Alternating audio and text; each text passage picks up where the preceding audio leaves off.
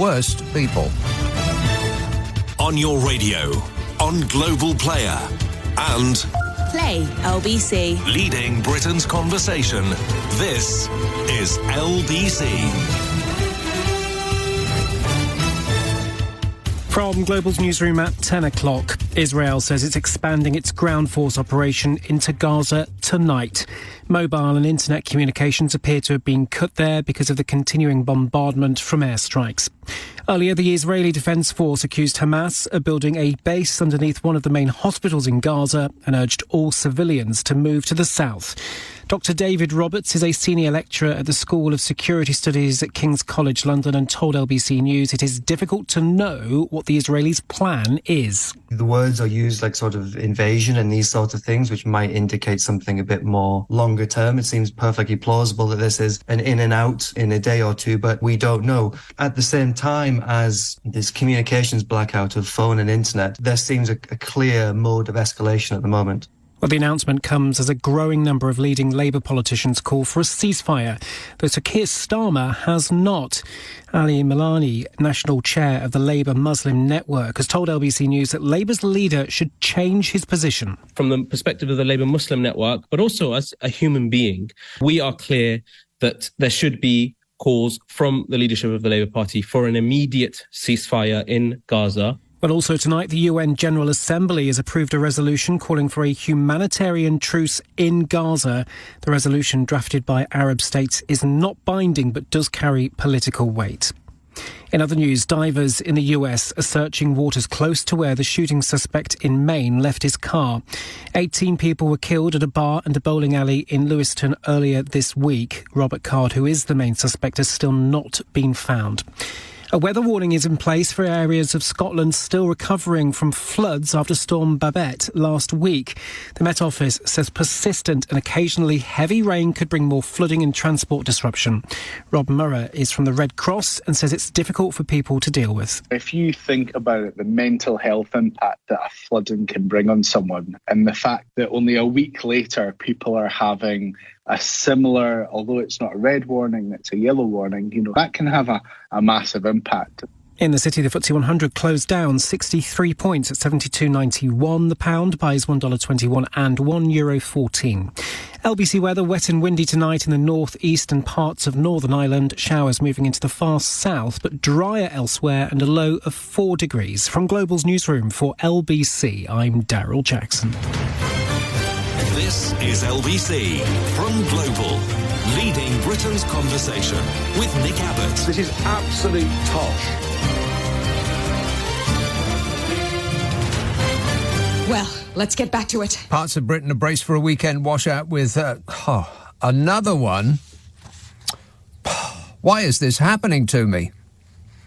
Parts of Britain are braced for a weekend washout with 4 inches of rain, which I will convert to European surrender measurements, because that is what traitors think in. Let's see, it's very simple. An idiot could do it. You double it and add 32 to get from inches to metres, so double 4 is 8, and 8 plus 32 is 40. Wow. There's going to be 40 metres of rain this weekend. Can you believe that? No. We'll also get 55 mile an hour gusts of wind and unusually high tides, which could mean more flooding. I took a train up north this last week, and out of the corner of my eye on the, east side of the train, I thought, the sea is very close to these railway lines. I thought, is that safe? And then I took another look and had something of a think, and I thought, well, hang on a minute. I've just left Rugby. I'm nowhere near the sea. It wasn't the sea at all. It was fields that were flooded to the horizon. Never seen anything like it in my life. Anyway, 55 mile an hour gusts of wind, unusually high tides, which could mean more flooding. But that's not caused by climate change, because I read on some know-nothing's social media post that climate change isn't real. Correct. Rail services in some areas have been suspended for the whole weekend after the Met Office extended its rain warnings just days after the chaos of Storm Babette.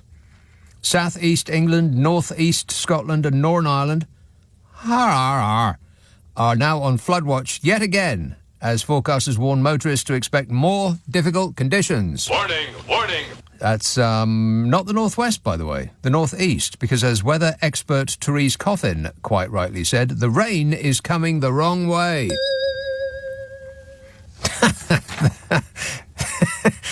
I mean, now I've heard it all. It's the wrong kind of rain. Not the type of water. Just the direction in which it's travelling. Totally unexpected, nothing we can do, said the actual Secretary of the Environment, or the Secretary of what's left of the environment that's not covered in cold sewage. She's actually, Therese Coffin, is the Secretary of State for the Environment, Food and Rural Affairs. Well, she's an expert on one of those things. 1 out of 3 ain't bad. Affirmative. The Environment Agency has 16 flood warnings and 74 alerts in place today. That is 16 flood warnings and 74 alerts in place in one day. In other words... Emergency, everybody to get from street. Emergency, everybody to get from street. And as well as the rain causing treacherous conditions, there was also a fog warning for much of the east of England early today, which means that all those dopes who put their fog lights on in their cars all the time because they think it makes them look cool, we're actually doing the right thing. By accident. We appreciate it. Thank you. Met Office Chief Meteorologist Andy said the wet and often windy theme is continuing through the weekend. Would you like to hear the long-range forecast for the next 4 weeks? No. At first, showers. Then, rain. Yeah, it's one of those. That's for the last week of October and the first week of November. Am I hallucinating or is time speeding up? How can it possibly be almost the first week in November already? Huh? Hello? Is this thing on? All right, the long-range forecast for the next 4 weeks. So showers till the end of October and the first week of November, stormy, rainy, showery and cooler. Oh, fabulous. God, it'd be like blooming winter outside. And the middle 2 weeks of November, calmer and generally drier. Calmer and generally drier? We'll take it. Sue texts, despite everything that is going on in the world, I'm glad Uncle Nige Farage isn't making too much of a fuss over his treatment by Coots. That's spelled Cootes. No. No. He is an old coot, but he's not being treated badly by Coots. What is the definition of old coot, by the way? Maybe that's something you're not supposed to say anymore. I don't know. If it is, and I apologise profusely, I appear to have made a dreadful error. I am very sorry that I screwed up. Totally I mean, I am so sorry. You just don't know how sorry I am. I'm sorry. I would like to apologise to the coot community. Stu says, never before has a group of people like the super rich been so ill-treated. Yes, when will rich white men ever get a break in this society? Who's looking out for their interests? Stu says, I may protest in solidarity, but the only flag I own is an EU one. You don't want to use that one. That'll get Uncle Nige very, very upset. You don't want to get him upset. How's Brexit going, by the way? Brexit's going great. Glad to hear it. Stu says, instead of my EU flag, I will wave my chequebook instead. Chequebook? Blimey. Anybody remember what a chequebook looks like? No. No. I can't remember the last cheque that I wrote. I can't remember the last time I spent cash. Oh, my God, it's happening too quick. And I have this conversation with Carol McGiffin quite a lot. Oh, right, yeah. Yeah, and she berates me frequently for not using cash anymore, but I just never remember to leave the house with any cash. Because who takes it anymore? Barbers. That and associated money laundering rackets. I'm not saying that all barbers are run by the mafia. Absolutely. But, you know. Anyway, still reading this text. It says, I'll wave my chequebook instead. We will stick with you, Nige, just like you stuck to Brexit. They are, Uncle Nige. There's somebody in your party. We've got a few idiots in our party. 0345 6060 973. Adrian says the clocks go back an hour this weekend. Oh, God, I'd forgotten about that. I mean, I hadn't totally forgotten about it, but it had slipped my mind. It's not at the forefront of my mind because when I think about the clocks going back, I get very, very angry. Why do we have to do this every year? Genuine question, actually. I mean, I know we go through this every 12 months, and 12 months ago, I was sitting in this exact same spot saying the exact same things.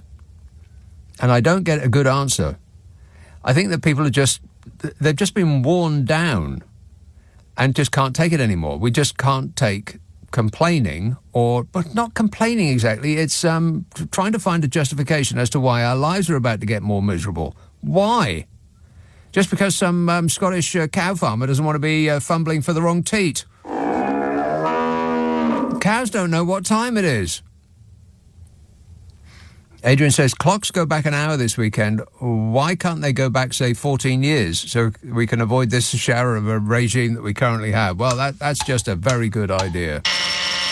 Let's set the alarm for 14 years ago. Excellent idea. Oh, blimey, look at all these texts and tweets and such. How do they get my number? Why can't they leave me alone?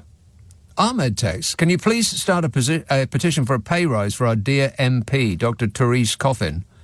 She has drawn the short straw of being our Environment, Food and Rural Affairs Minister. How is she supposed to know what direction the rain will fall on just 80k plus expenses a year? She needs a bigger budget. The wrong direction of rain. It really is a shower, isn't it? I mean, literally and figuratively. It's a shower talking about a shower. Perfectly normal in a well-run country. No, not really. No, I mean, does any other country flood like this one? At the slightest hint of a downpour. And Joe says, good old Rishi, he's been in power for a year now. Wow. He released a video to celebrate all the achievements during his glorious reign. It lasted for 46 seconds. A whole 46 seconds littered with a string of amazing successes like, like the thing that he did, like, I've got no idea. Oh, he's got a new swimming pool. Well done, Fishy. We love you so much, says Joe. I think Joe is being sarcastic. Liar! Joe is a liar. I barely know where to begin. Shall we start with the water?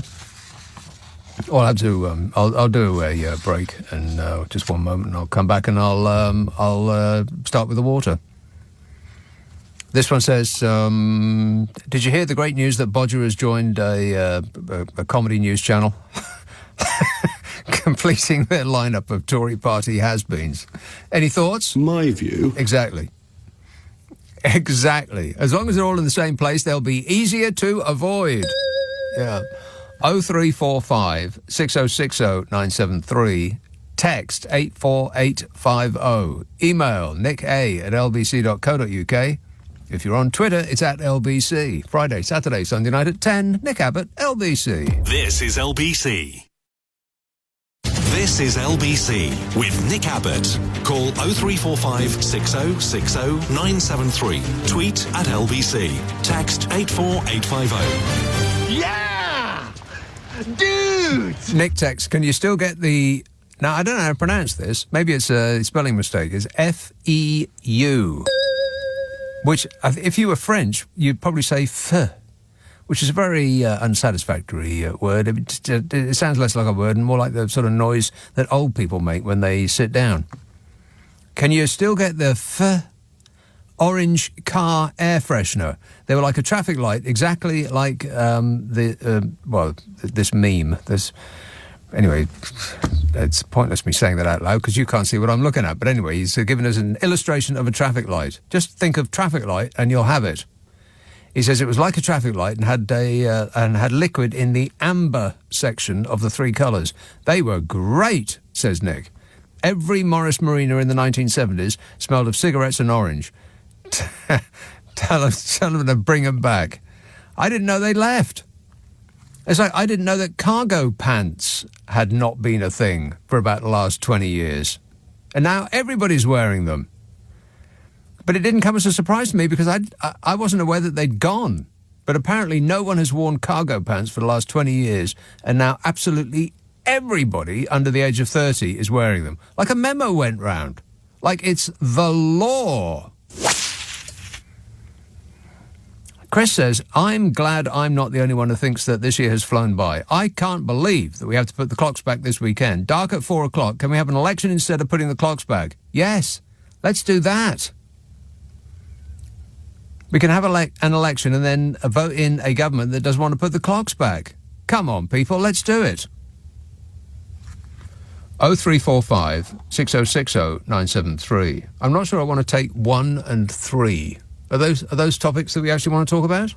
I can drop them, that's no bother. No. Are they, though? Hold there. I don't know. If you want to, there's no bother. Okay, then. Let me think about it. Meanwhile, on 2 is a person in Chingford called John. John. Oh, hello. Is it me? It sounds like you. Oh, right. Oh, I hope you're great, mate. I am super duper. Thanks for asking. Oh, you're welcome. No, just 3 things, really. Couple of 3 things. First, I was amused by this snail mail thing about the post box in Devon, where the snails they're getting hooked on the glue on envelopes, and they keep sort of returning. Snails are. Yeah, I mean, it's been all over the news. I missed it. There's very important news about snails hooked on mucilage. Well, no, it's there's an old style, these kind of square post boxes that are normally hung on a fence in rural areas. Well, there's one in Devon, and the snails are hooked. They're eating the glue on the envelope. Yeah, like I said, mucilage. And they're getting hooked on it. And the Devon posties, they refuse to exterminate them. They just remove them, but they keep coming back. Exterminate? Affirmative. Well, they don't believe in putting snail pellets down. They just remove them, but they keep coming back because they're hooked on snails all this glue. They're homing. Not a lot of people know that. That's true. Snails, I think it's actually true. Snails home. If you pluck a snail off your cabbage or whatever it might be in your garden and you casually toss it over the fence thinking I'll never see that again, then you are about to get a big surprise because snails home. Oh, I didn't know that, like pigeons. Exactly. Yeah, anyway, the Devon Post have put a note on the box that you might find your letters slightly soiled. Oh. Soiled? Also, yeah. Well, I mean, they're after the glue on the envelope, and it obviously is very messy. Yeah, messy mollusks. On about 3 or 4 tubes a day now, man. But I can handle it. I'm just feeling a bit woozy at the moment, that's all. Yeah. I also want to talk about Steve Coogan, who's really upset the righteous right. In fact, all my unfavourite people. Oh, so he had a gentle pop at people who wave flags at royal, the Queen, the King goes by and they're waving flags, and he just thinks it's all rather silly. And little old dears who've been sitting there for 3 days with a rug over their knees and their Union Jack flasks, yes.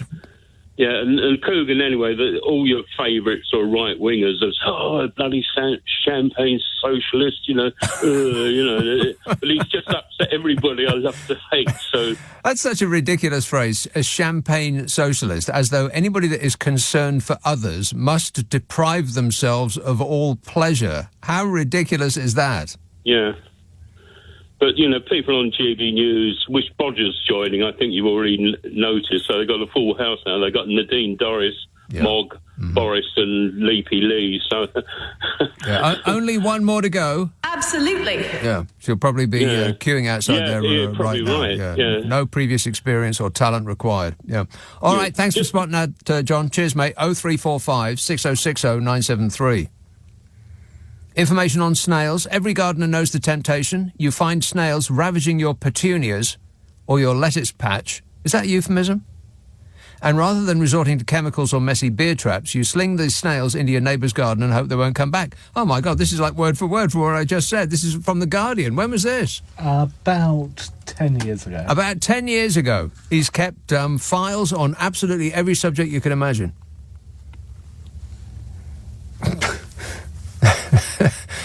I mean, what are the odds on that? He actually kept an article from 10 years ago, the man through the glass here, my glamorous assistant, about snails from The Guardian, in the expectation that at some point in the future it would become useful. Isn't that incredible?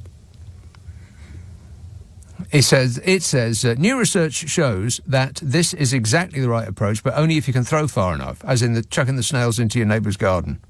Snails, here it is, appear to have a homing instinct. I cannot believe that I was completely correct in every respect. This is one of those facts that I learned by reading probably this thing here 10 years ago. Information that I gleaned in passing and thought would never become useful, and so I filed it away in the don't even think about it file. Snails appear to have a homing instinct over short distances, as proved by a famous experiment in 2010 that involved moving snails from the garden they were found in. Famous? I don't think so. But research published on Friday 10 years ago shows this homing instinct can be overcome for many snail populations if the pests are removed at least 20 metres from their home patch. They will largely be unlikely to return. So you've got to throw them 20 metres.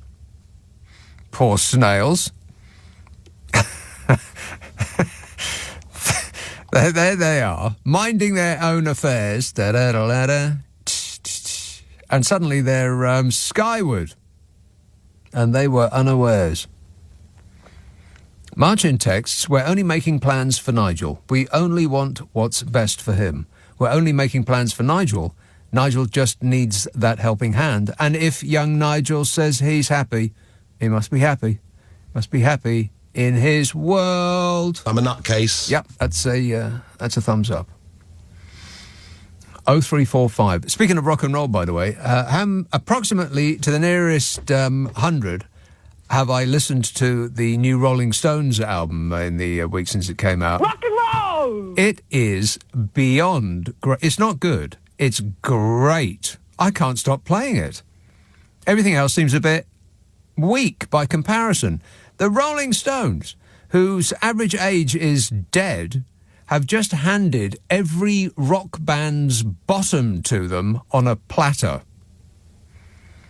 They just wipe the floor with everybody. I am stunned because, on my list of things to look forward to, a new Rolling Stones album was not tip-toppermost. It wasn't one of my parties. Under my leadership, the government's priorities are your priorities. Yeah, you keep getting that the wrong way round, Fishy.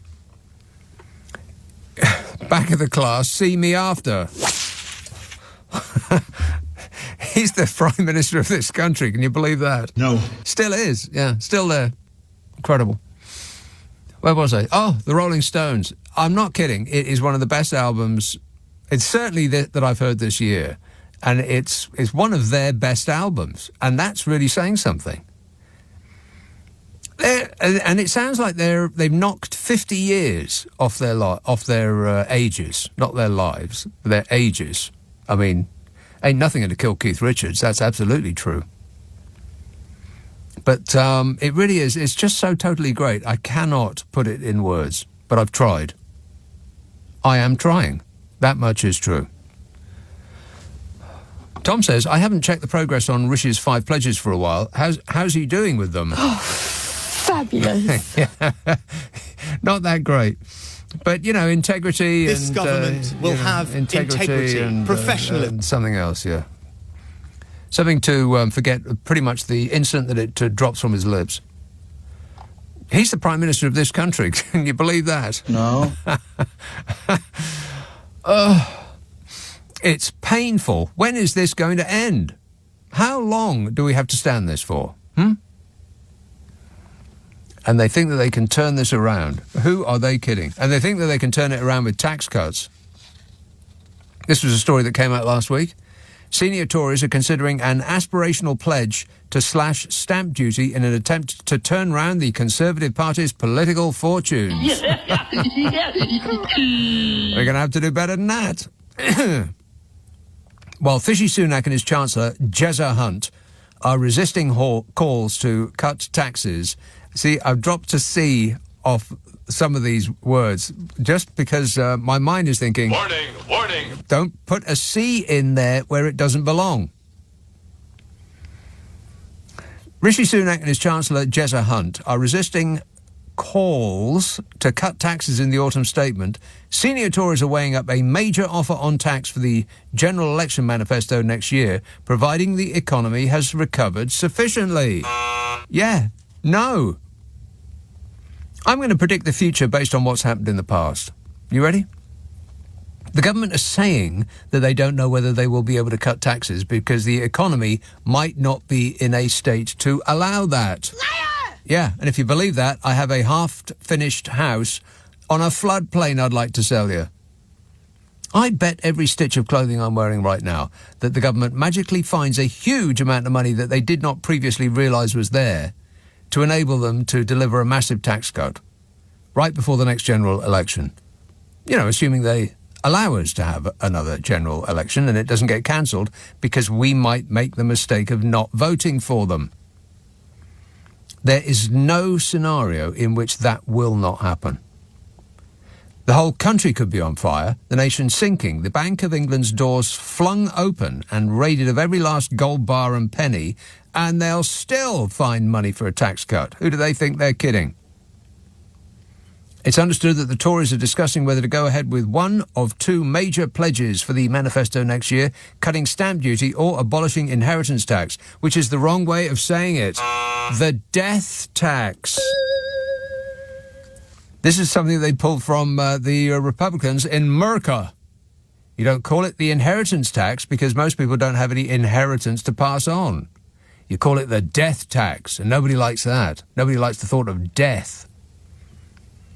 Even though if you're taxed after your death, it's not really going to affect you in any way, shape or form. But, you know, people just don't like the idea of dying.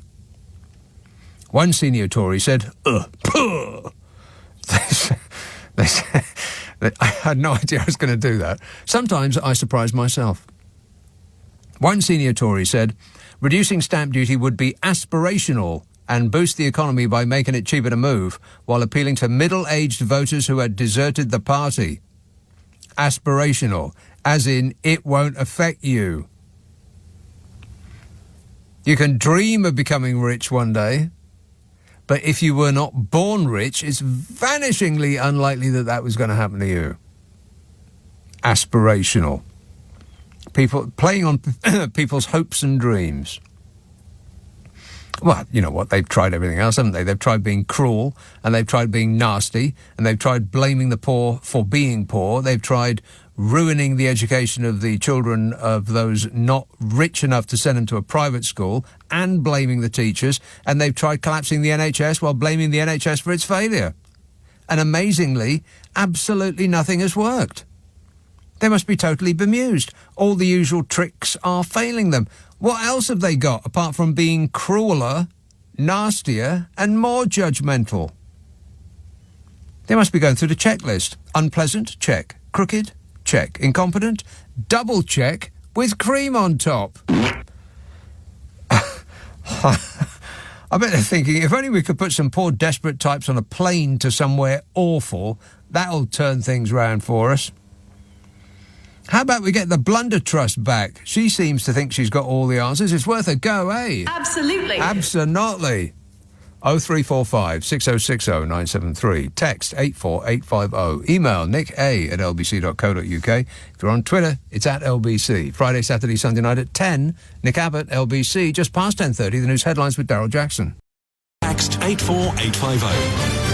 Mind telling me what this is all about? Well, just before the break, it was about tax cuts, and the Conservatives think that their popularity will be reinforced by slashing taxes for the well-off. Meanwhile, in the real world, polling from YouGov showed that although the Tories are supported by 45% of voters over the age of 65, this drops to 30% of those between 50 and 64. 12% of 25 to 49-year-olds say they'll vote Conservative at the next election, and 8% of the 18 to 24s.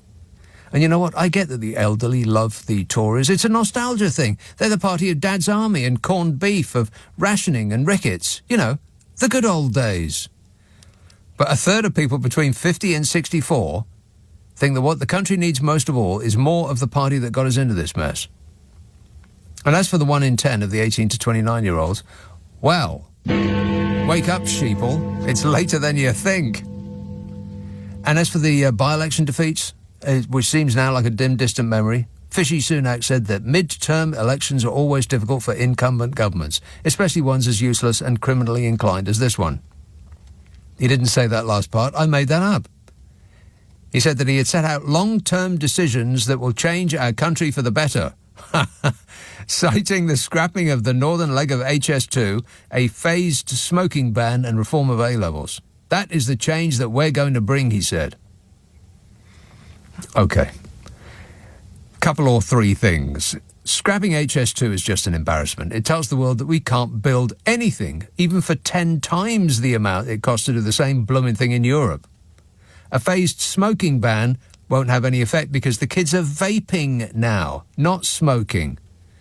As the vaping company that donated £350,000 to the Tories this year could tell him.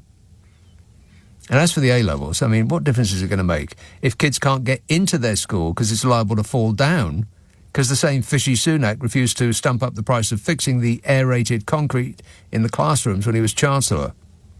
He actually halved the rebuilding fund for schools after he was told they were in danger of collapsing on kids' heads. And he's not very popular. It's just difficult to fathom, ain't it? 0345 6060 973. Aylesbury, Sarah. Sarah. Sarah. Hello. Oh, just in time. Hello. Yes, Sarah. Hi. Hello, Nick. Hello. Yes. This is going really well so far, Sarah. Let me say it again. Hello. Yes. Am I on air, Nick? For a very, very brief period, yes. Right, okay. Two things. Well, let's see what the first one's like first, shall we? Let's not get carried away. So, the storm, the rainstorm. Yeah. I'm very confused about the different names. Babbitt, Bebbit, blah, blah, blah. Okay? Mm-hmm. But it's very clever because one of my favourite films is Rain Man. Is that right? Yeah, with Tom Cruise and Dustin Hoffman. Not a lot of rain in Rain Man. No, but he was called Charlie Babbitt, wasn't he? Babbitt, yeah. And I was confused. No kidding. With Babbitt, and every Babbitt. time I heard about the storm, I kept saying, have you watched the film? Is that what you were saying every time you heard about the storm? No, have you actually watched the film Rain Man? Is this an aside? Yes. Yes, I have watched the film Rain Man. Not enough. Charlie Babbitt. Charlie Babbitt. Not enough rain for my liking. I know. I was expecting a lot more rain, frankly. Disappointed. And the other thing is and the another snails. Thing. Yeah. Okay? I'm very environmental friendly in my garden. Yes. I've got bee hotels. I've got a hedgehog box. Yeah. Yeah. I'm sorry to hear that. What did you just say? What did you just say? You're environmental. Yes, at least we can agree on that. With Carry animals on. and things, yeah. So my local wildlife hospital Your what? always bring me some hedgehogs to put in my box to hibernate. Right. Okay. I am restraining myself as we speak. Carry on. Okay. I can only do that for so long. I know. So this time of the year, the hedgehogs need feeding up, okay? What do they eat? Slugs and snails. Oh, God. Absolutely. Can you imagine? I know. Ugh. But during the summer, when I've got my nice little plants about, when the hedgehogs don't need to be in my box and they go off and do their own thing, yeah. Yes. Yeah. Whatever hedgehogs do in their spare time, yeah. I have picked up a huge snail. And given it to it? No. Oh. No, because they go and disperse in the summer. Yeah. I've thrown it over my next-door neighbour's fence. Right. Well, as long as you throw it 20 metres away, Sarah, it'll never come back. All right. I've literally just thrown it over my next-door neighbour's fence. Yeah, you said that. And I said, if you throw it 20 metres, it won't come back. Guaranteed. You know, if I was a hedgehog and I had to get up every morning just as the sun is rising, and my day would be rooting out slugs and eating them, I think I'd take one of my longer spines and stab myself to death with it. Thanks a lot, Sarah. That was an education. Tom says, give me one good reason to vote in the general election and I'll vote. Please, just one. Are you kidding me? You don't need a prize to vote. It should be instinctual. You don't need me to tempt you into voting. You don't get a present for doing it. Just do it. Do it. Come on. Bister. Hello, Phil. Hello. Hello there. Hello there. Well, you're there, aren't you? Look, what was that woman smoking? 2 in a row on the Nicky Abbot show. Yes, Phil. That woman that you were talking to. I don't recall. Never mind. Yeah, never mind. I've got a bone to pick with you. That's what I heard, yeah. Yeah. And this by-election, do you think Bono will lose? Do I think Bono will lose? Yes, Bono as well. And anybody that's called crispy and blunt deserves to be arrested. Okay.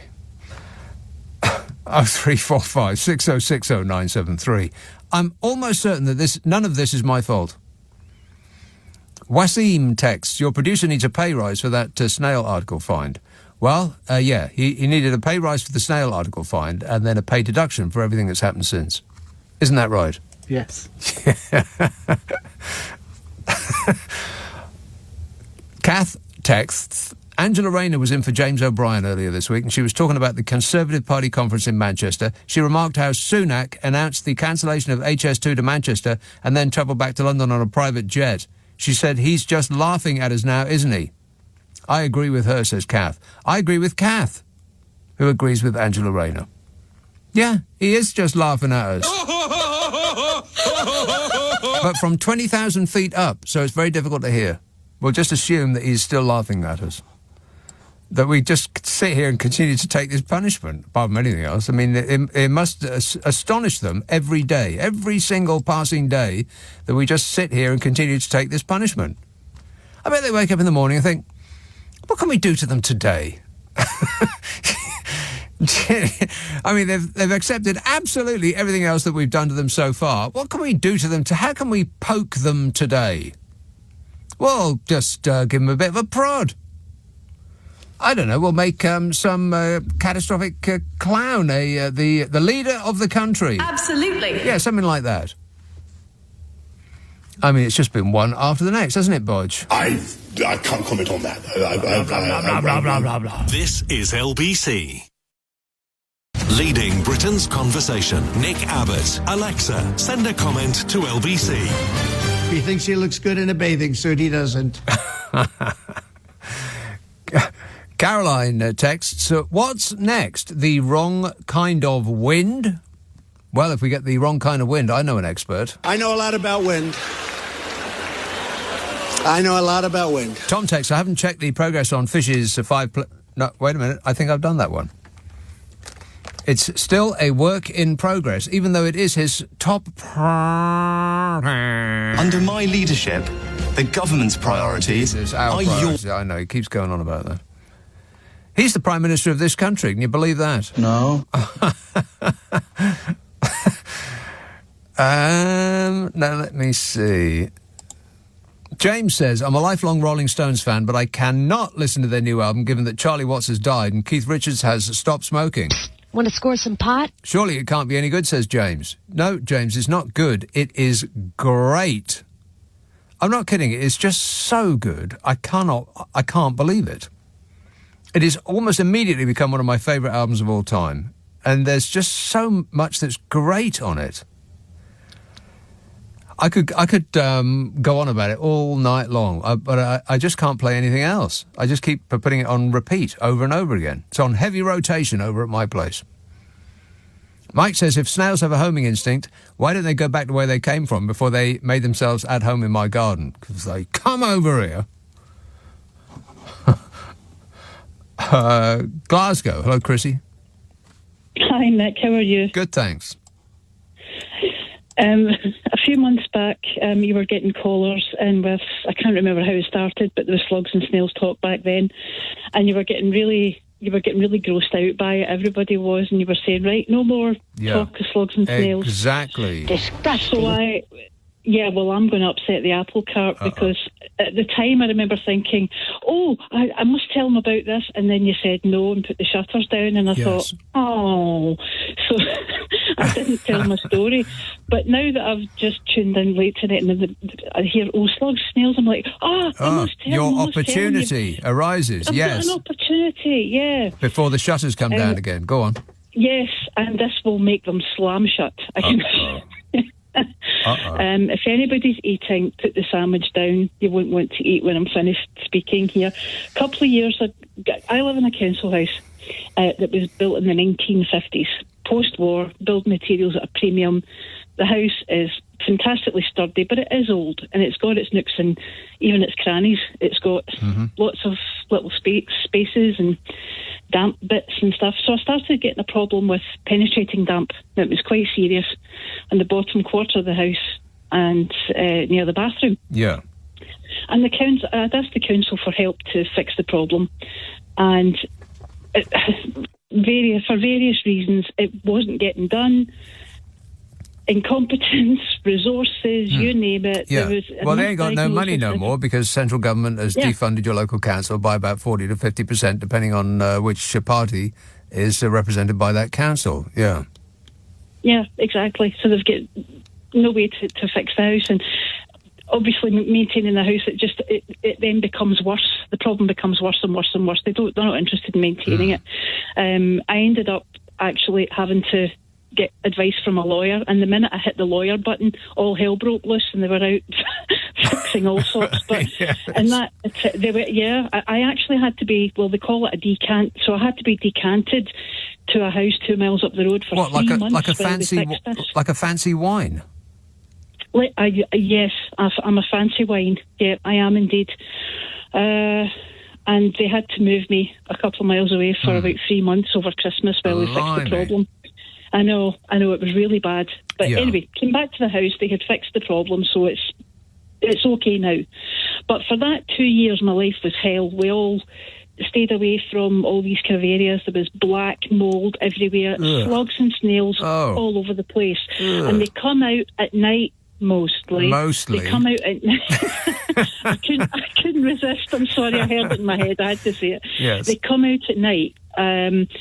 So, you think everyone's okay, and then you go to the bathroom, turn the light on, and there's several in your bath, and they're crawling up the side of the walls, and they're on the taps. And how do they get in?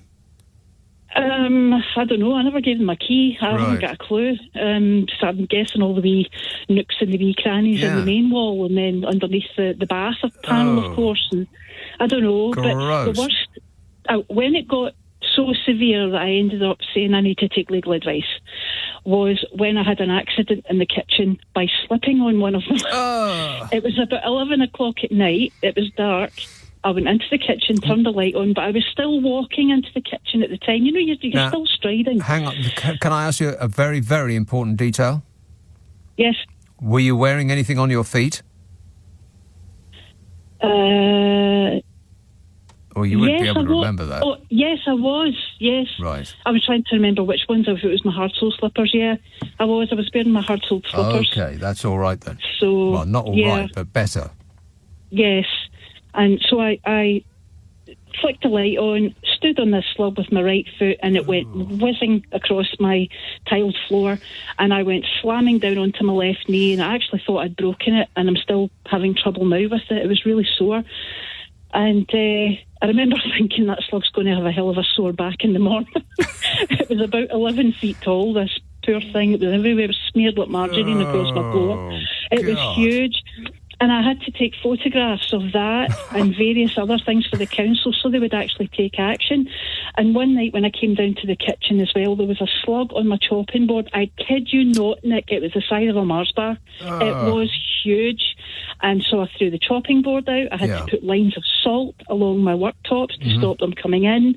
And the final straw was when I was coming home one day with my wee girl, and I stopped at the shops to get some things to make sandwiches, and these were all pre-packed, sealed things. Came in, made the sandwich, put them on plates, put it up to my mouth, and I was chewing away, and I thought, I thought something was moving. Yes, I had one in my mouth that had clung to the bottom of one of my plates. So I didn't swallow it. I spat it out, and immediately that was the end of the. I said no. Yeah, and this is lawyer button. And this is the end of our conversation about slugs. You were quite right. The shutters have just slammed down. Thanks a lot, Chrissy. Now we all feel worse.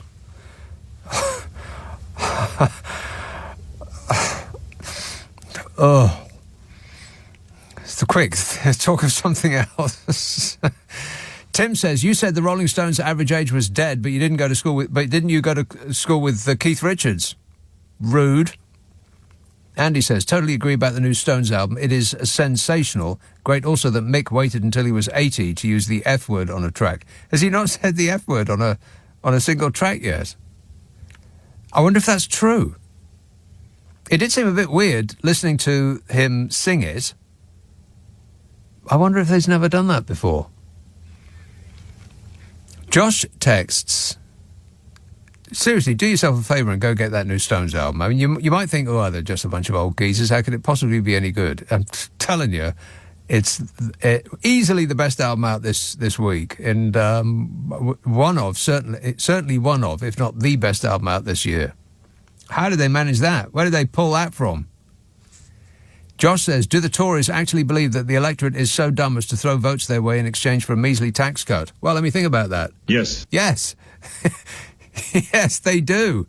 And the reason is because there's just enough people who are that dumb, even if they do not personally benefit from those tax cuts. And most people won't, of course.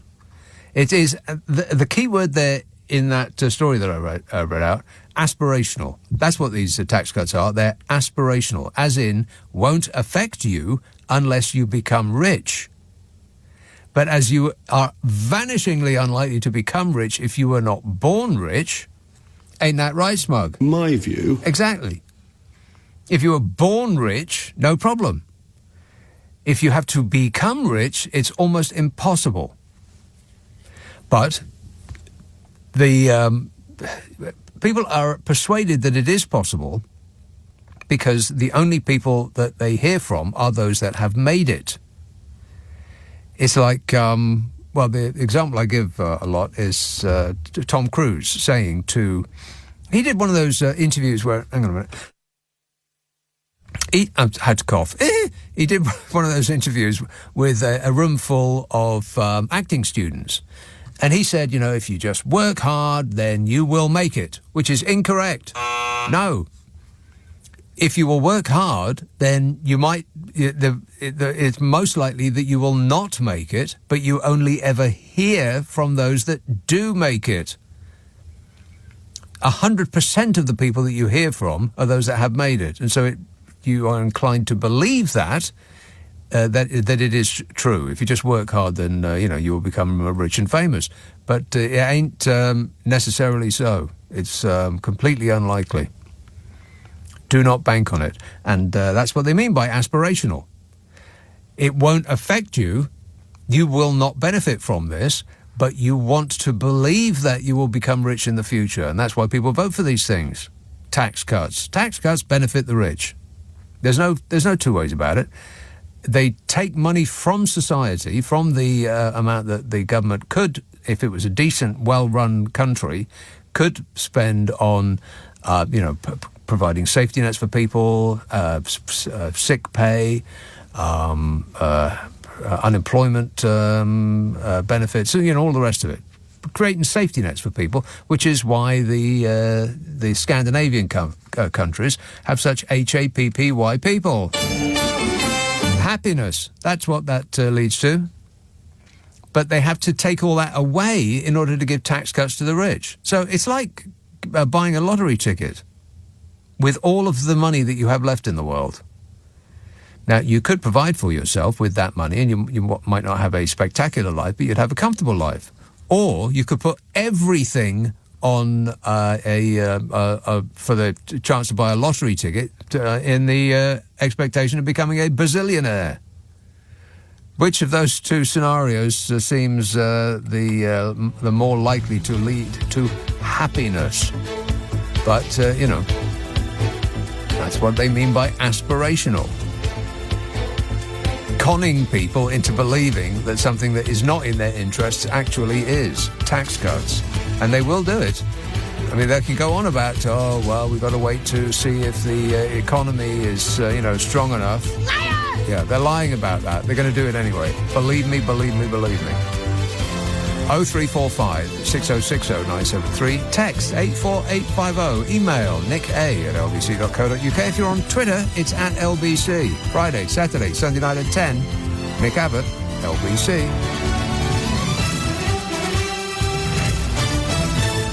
On your radio, on Global Player, and Play LBC. leading Britain's conversation.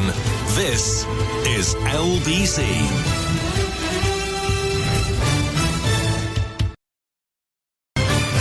This is LBC from Global, leading Britain's conversation with Nick Abbot. You're joking.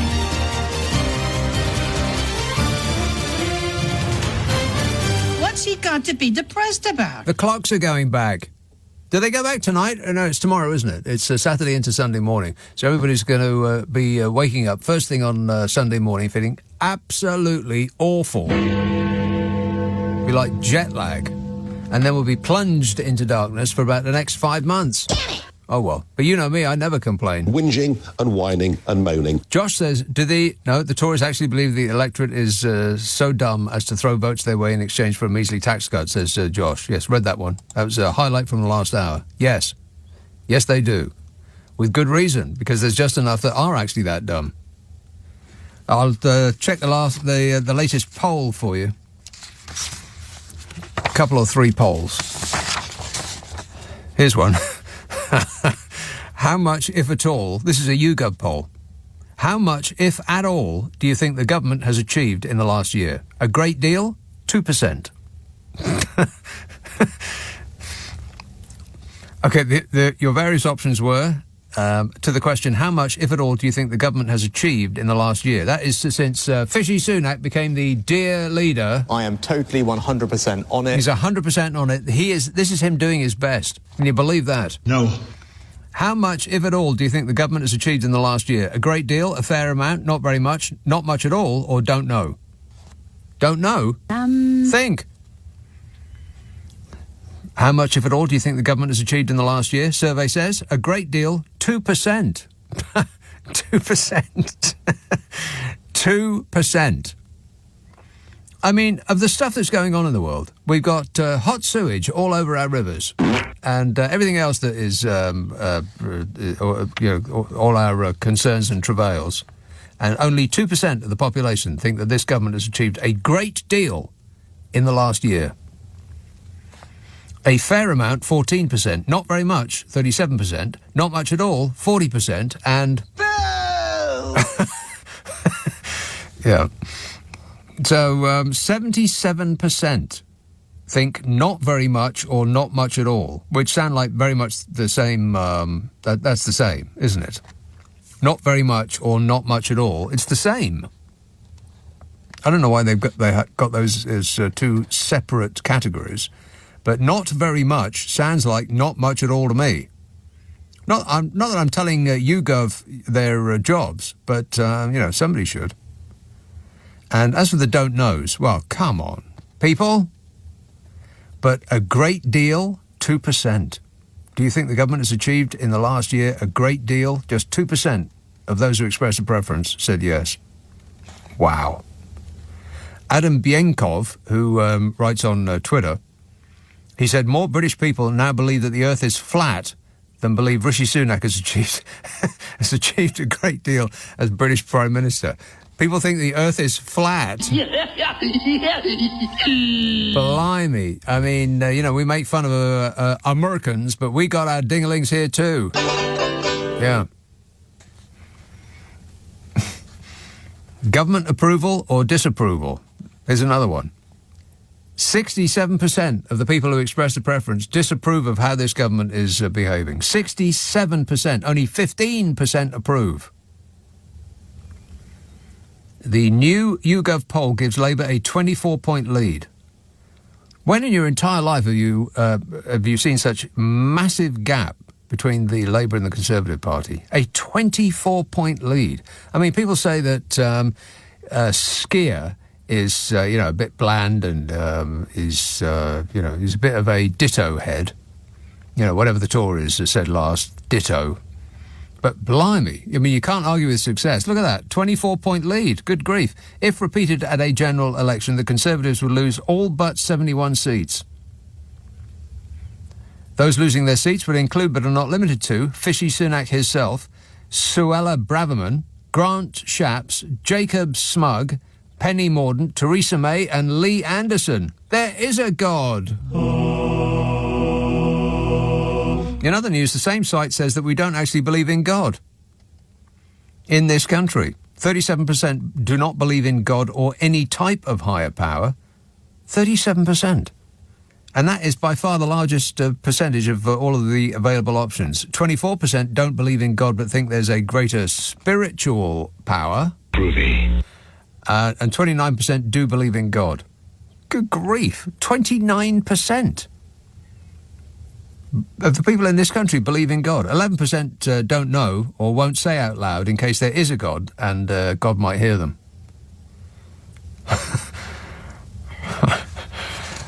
But Labour are on 48%. Tories are on 24%. The Lib Dems are on 9%, and the Greenies are on 4%. Yowza. Greenies are on 4%, which I'm stunned at. It's not even young people who like the Greenies that much. I would have thought there'd have been 100% of those who are 18 to 24 would vote for the Greens, but it's only 18%. No, 8% of the 18 to 34s, and then it goes down after that. The older you are, the less you like the Greenies. But the Labour Party way out in the lead. I mean, unassailable. The only people that prefer the Tories over Labour are old people. Old people. Bill! Old people and leavers. And particularly old leavers.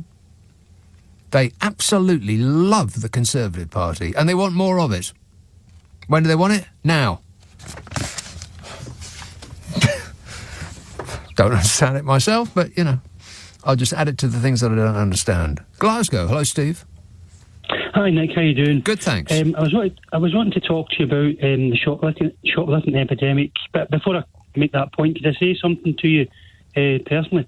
I travel a lot, 2 and 3 hours at a time before I get to my destinations, and I have to download Global Player, your 3 nightly shows, just to get me through the drive. Oh, yeah. And I must say, Sunday night's programme there was one of the best I've ever heard. And all the years I've listened to you and LBC, the Sunday night programme was absolutely fantastic. The discussion, the people you had on, it really was a breath of fresh air. I would recommend downloading that and watching it if you haven't listened to it, because it was absolutely brilliant. Well, I appreciate it, Steve. Thank you. No problem at all. Now, shoplifting epidemic, Tories make this big play about tough crime, toughen the causes of crime. But as far as I can see it, they're only tough crime. They're not tough the causes. Because the shoplifting epidemic, to me, is a great example of a capitalist economy actually working. Because if people can't buy... When people are going out and clearing shelves, they're not clearing shelves to go and take it home for themselves. They're clearing shelves to take it home and to sell to people that can't afford to buy it at the right price. So they're basically window shopping what they can get. Now, the things that they're typically, I've googled it. I know you don't do homework, but I know you don't do homework. But what they do is the biggest ones are baby powder, toiletries, and high end kind of other products as well. It's your top threes. Yeah. So what people are doing is saying, if I can't afford to buy, it's X at this shop. If I can supply it to you for half of X, will you buy it? Yes, okay, and they go out and clear it. Mm-hmm. Now, what the government's trying to do is they're looking at every problem as a nail, so their solution is a hammer. So what they're doing is they want to bring in, what I heard during the week in LBC was they want to bring in, enhance or advance the cause of closed circuit television with the advanced digital face recognition programs. Now, that's not going to help the people in the shops, because these people are not interested in not causing havoc. They'll do it anyway, so they're only going to stop it after it happens. It's not being brought in to help stop the problem. All it's doing is to try and identify the people that are doing it after it's happened. So it's not going to help the shop workers at all. But at the end of the day, this government, it's toughen the cause of the crime. The cost of living crisis is helping towards the causes of crime. Never mind about tough on the causes of crime. They are the causes of crime. They are a crime syndicate. All right. Okay. Worse than the mafia. All right. Worse than the mafia. Absolutely. All right. Thanks a lot, Steve. Gotta go. 0345 6060 973. Spence text wondering what your take is on Disney buying the rights to the Alien movie franchise. What? Have they? Disney have bought the rights to the Alien movie franchise. Spencer says, well, I'll clean it up a bit, not for language, but I'll just make it more correct and accurate. I say we blast off and nuke the entire site from orbit. It's the only way to be sure. Nuke the entire streaming site from orbit, he says. Well, I don't know. I mean, it depends. If they make more like the first and the second one, and the last two, by the way, then I would be all for that. If they make ones like that dreadful like the Alien movie in a British space prison, then it's a big no from me. And furthermore, no. So it just depends. Eva says, I've not really been a Stones fan, but since you had become my trusted source of recommendations, I just listened to their last album and it was very good indeed. Same goes for the Sopranos, which you rave about, and being Austrian myself, I had to check out Arnie's documentary too. Sehr gut. Can't wait for further recommendations, says Eva. I'm fresh out of recommendations, Eva, but I'll let you know when I get some more. Yeah, if you do all of those things, then you can check back with me later, in a couple of years, when you've finished. Listen to the new Stones album, watch The Sopranos from start to finish, probably like 2 or 3 times, as I have, at least. First time around the Sopranos, you're just kind of terrified all the time because something awful is about to happen, and in every episode something terrible happens. You watch it the second time, and it dawned on me. Maybe I'm just a slow learner, but it dawned on me that The Sopranos is actually a comedy. It is. It's just that once you know where all the awful stuff is coming, then you can relax into it more. And as for the Arnie documentary, well, you definitely should watch that. Come on, do it. East Yorkshire. Hello, Mike. Hi, Nick. Just quickly on the tax cuts and whether it wins votes or not. Yeah. There was an American guy on who owned pearling companies all across America, some in Europe, some in Asia, but none in Britain. An interesting interview, but the last question was, what percentage gain do you think the government would get by doing a tax cut before the election? And he said, oh no, it'd be disastrous. He said, uniformly all across the world, if a government does a tax cut just before an election, it creates distrust in the population. They feel they're being bribed and it works against them. Uniformly all across the world. Really? And I thought, I wish the British electorate was as bright as the rest of the world's electorate. I suspect that there's a lot of people who will love it, even if after the tax cut they are still, their circumstances still not improved in any way. It's just the idea of a tax cut, of getting more actual cash, appeals to them. But the actual amount of money that they will get, unless they're super rich, of course, because tax cuts benefit the rich disproportionately, But for ordinary people, the amount of extra cash they'll have in their pockets will be vanishingly small. But what they'll miss is what the tax money would have bought had it not gone on a tax cut for the wealthy. You know, this safety net that I talked about that makes people comfortable in their lives and happier. Yeah, it's completely disproportionate on that one. But remaining with Sunak, though, this week, did you see his speech, or I read the transcript, I didn't see the speech, when he was introducing that AI conference? Oh. It's absolutely bizarre. He starts off by saying AI can be absolutely wonderful, but terrorists could use it against us. And it could help in medicine, but it could help in the development of biological and chemical weapons. Mm-hmm. Yeah, it could really boost the economy, but it could cause the end of the world. And it is being developed by companies that don't respect borders and are nothing to do with governments. But us, the British government, we're going to control it, and we're doing the most in the world. But we don't believe in legislating. Yeah. It was do this, don't do this. It was like the Earth Circuit. It was in and out, and at one point he said, I don't want to alarm you. it was absolutely too late, Fishy. Too late. Yeah. It really was strange. And then last point, quick if I can. Have you seen Mike Johnson's been appointed as the leader of the House of Representatives? Speaker, yeah. Speaker, should I say. Is a Johnson ding-a-ling. Have they immediately did like a prayer circle, didn't they? Yeah. Like about half a dozen of them got down on their knees in the middle of the House of Representatives. And did like a little prayer circle. It was madness, but he was one of the legal team that tried to get the election result overturned. Yeah, exactly. He's one of those refuseniks who maintains that Donald Trump was the victim of a stolen election. How does that man end up in charge of that position? I know it's not the same role as our speaker. It's even worse than that. He controls the agenda. Yeah, exactly. Yeah. But he's mad. Anti-abortionist, anti-gay rights, anti-gay marriage. Yeah, all of that. The usual. Yeah. All right. Thanks a lot, Mike. Thank goodness for America. Otherwise, this country would be the world's laughing stock. Oh, shut up! 0345 6060 973. Text 84850. Email nick@lbc.co.uk. If you're on Twitter, it's at LBC. Friday, Saturday, Sunday night at 10. Nick Abbott, LBC. LBC.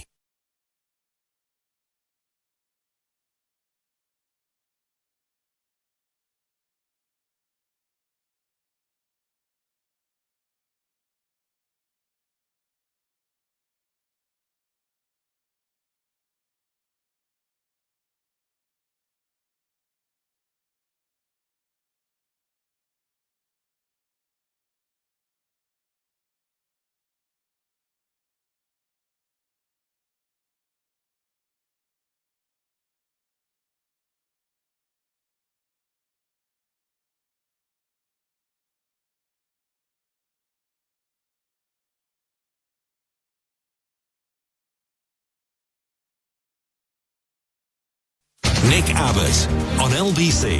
Call 0345 6060 973.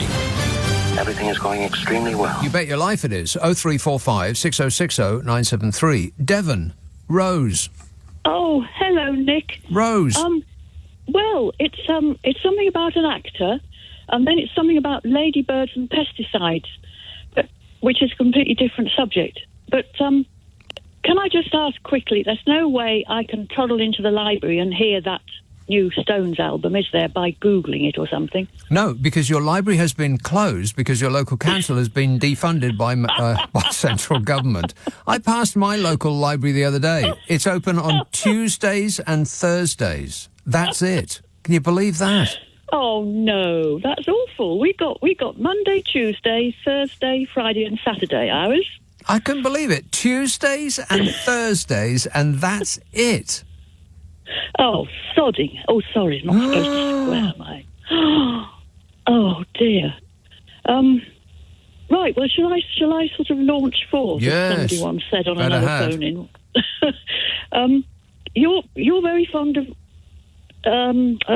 Brian Cox, the actor, I think you've said, aren't you? Have I? Keen on.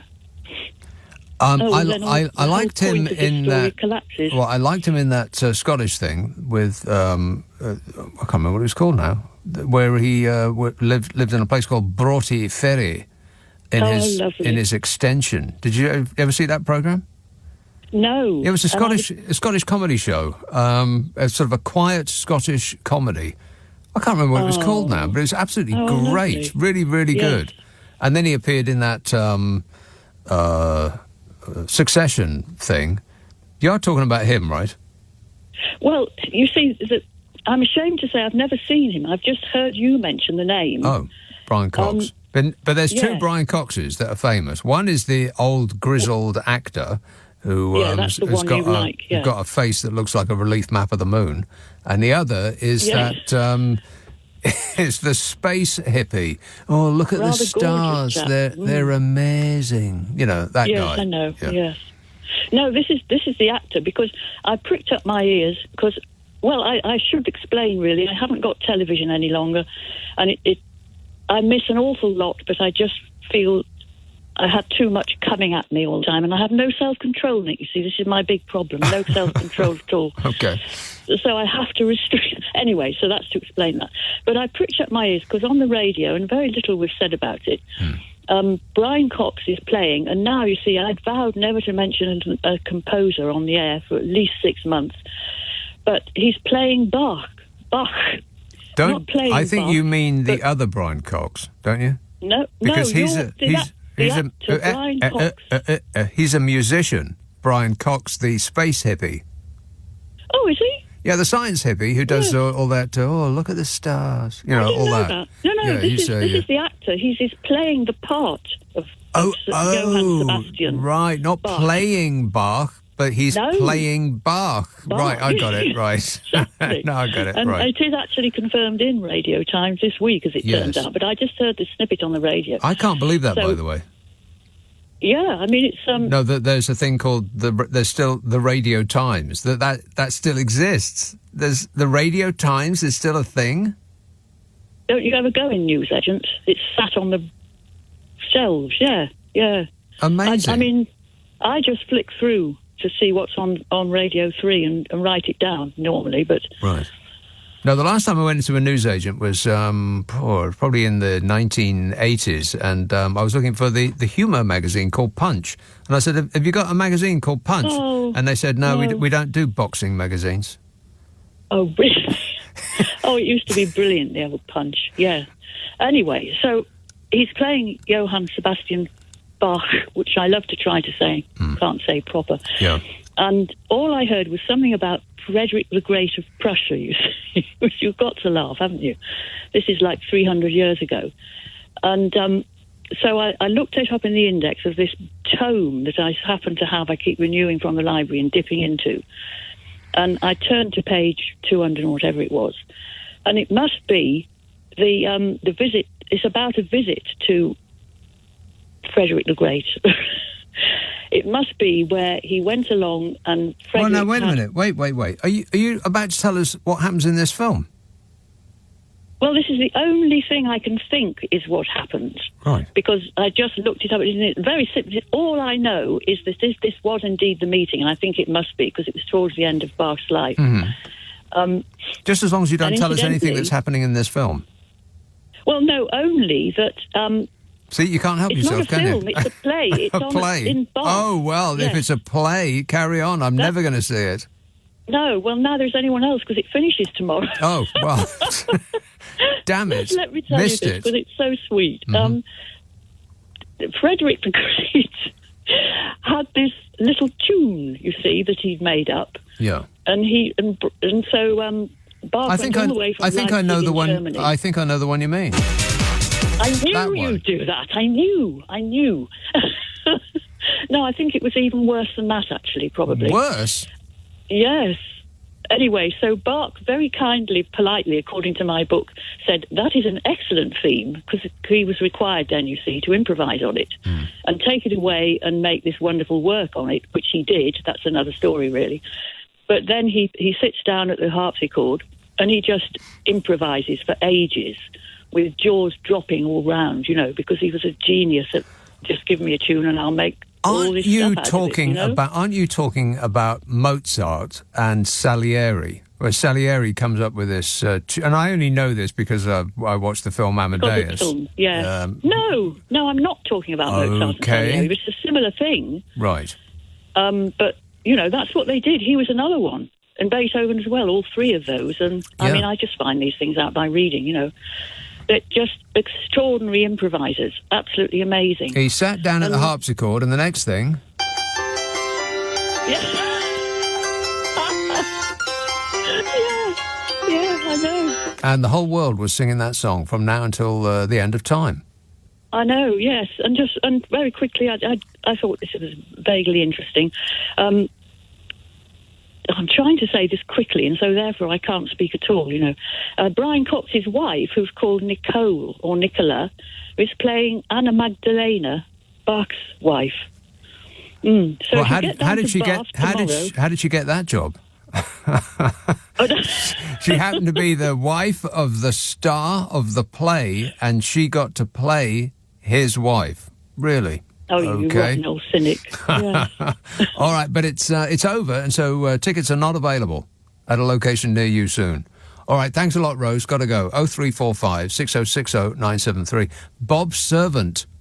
That's what Brian Cox was playing in. It's probably available somewhere, and if you haven't seen it, I recommend it. It's very, very good. Bob's Servant Independent. Or Bob's Servant is how I remember it called. Neil Forsyth is the bloke that wrote that. And it's I think you'll find that it is very, very good indeed. 0345 6060 973. Text 84850. Email nick@lbc.co.uk. If you're on Twitter, it's at LBC. Friday, Saturday, Sunday night at 10. Nick Abbott, LBC. It's 11:30. The news headlines with Darryl Jackson. The Israeli Defence Forces say they're prepared on all fronts and will be expanding ground operations in Gaza tonight. They say soldiers are on high alert along the northern border and have been shooting cells across it. Well, the UN General Assembly has approved a resolution calling for a humanitarian truce in Gaza. The resolution, drafted by Arab states, is not binding but does carry political weight. And a man who stole a bus before taking it on a 10-mile joyride has been jailed for a year. Josh Redfern got behind the wheel of the vehicle after spotting it parked up in Nottingham back in August. LBC weather, wet and windy tonight in the northeast and parts of Northern Ireland. Showers moving into the far south, but drier elsewhere, and a low of 4 degrees. This is LBC, leading Britain's conversation. Nick Abbott. Alexa, send a comment to LBC. What's he got to be depressed about? Did I do that one already? I think I probably did. I think I was mentioning, not that I was complaining or anything. Whinging and whining and moaning. The fact that the clocks are going back. Painful. Mark says Sunak has succeeded in his number one priority, stop the votes. And one of many texts that were kind of like this, Ella says, Ella is speaking on behalf of all of you, how many snails can you fit on a flight to Rwanda? Well, Ella, the answer is 0 because lefty lawyers won't let them board. Enemies of the people. Oldbury, Ranjit. Hi, Nick. You're right. Yes, good, thanks. Good. I was listening this morning and Sajid Javid was on instead of James O'Brien. Mm-hmm. You know what? He got absolutely slaughtered today by the callers. Absolutely. Yeah. You know when people make a mistake in their life, you don't want to be an ex-Tory minister saying, I've had 7 different positions or whatever, and he got slaughtered on every single one. It was just hilarious. It was almost as one, that one where he got kicked by a horse in the head or something, It was almost like that. And I was thinking, you know what, if I get a chance to come on there tonight, I'm going to talk that. Right. He just sat there and took his punishment. He was proper. He got, there was some intelligent callers, And there was one lady, I think her dad was a GP. All of her family was in the health service. Right, and he was patronising her, and obviously she was a lot more intelligent than him, yeah. And you know what? He just went, yeah, thank you for doing a good service. Yeah, we thank you for your service. Yeah, appreciate it. Thank you. Yeah, but you get nothing. Yeah. Giving them a slap on the cheek at the same time, you know, like when you tell a little schoolboy you've done well. So that was like, you know, it was really brilliant, it was. Can I just recommend that you don't slap a schoolboy when you're telling them they're doing well? Yeah. No, but you know what I mean. Even if they're known personally to you. Yeah. No, but that's what it felt like. Right, you know, regarding the elections, right? Mm-hmm. You know, I told you a few weeks ago, there's an general election in India, right, which will be the first part of this year. Then November, there's going to be the election in America, and somewhere along the line, Rishi Sunak's going to try and fit his in, trying to avoid it. Yeah. And like what we've always said, you know, when Labour are at the top, they start a bit of infighting. Yes. And the infighting has started. It has, yeah. Yeah, and Rishi Sunak is saying he's hoping for the economy to turn. It isn't going to. The economy ain't going to turn. No. Right?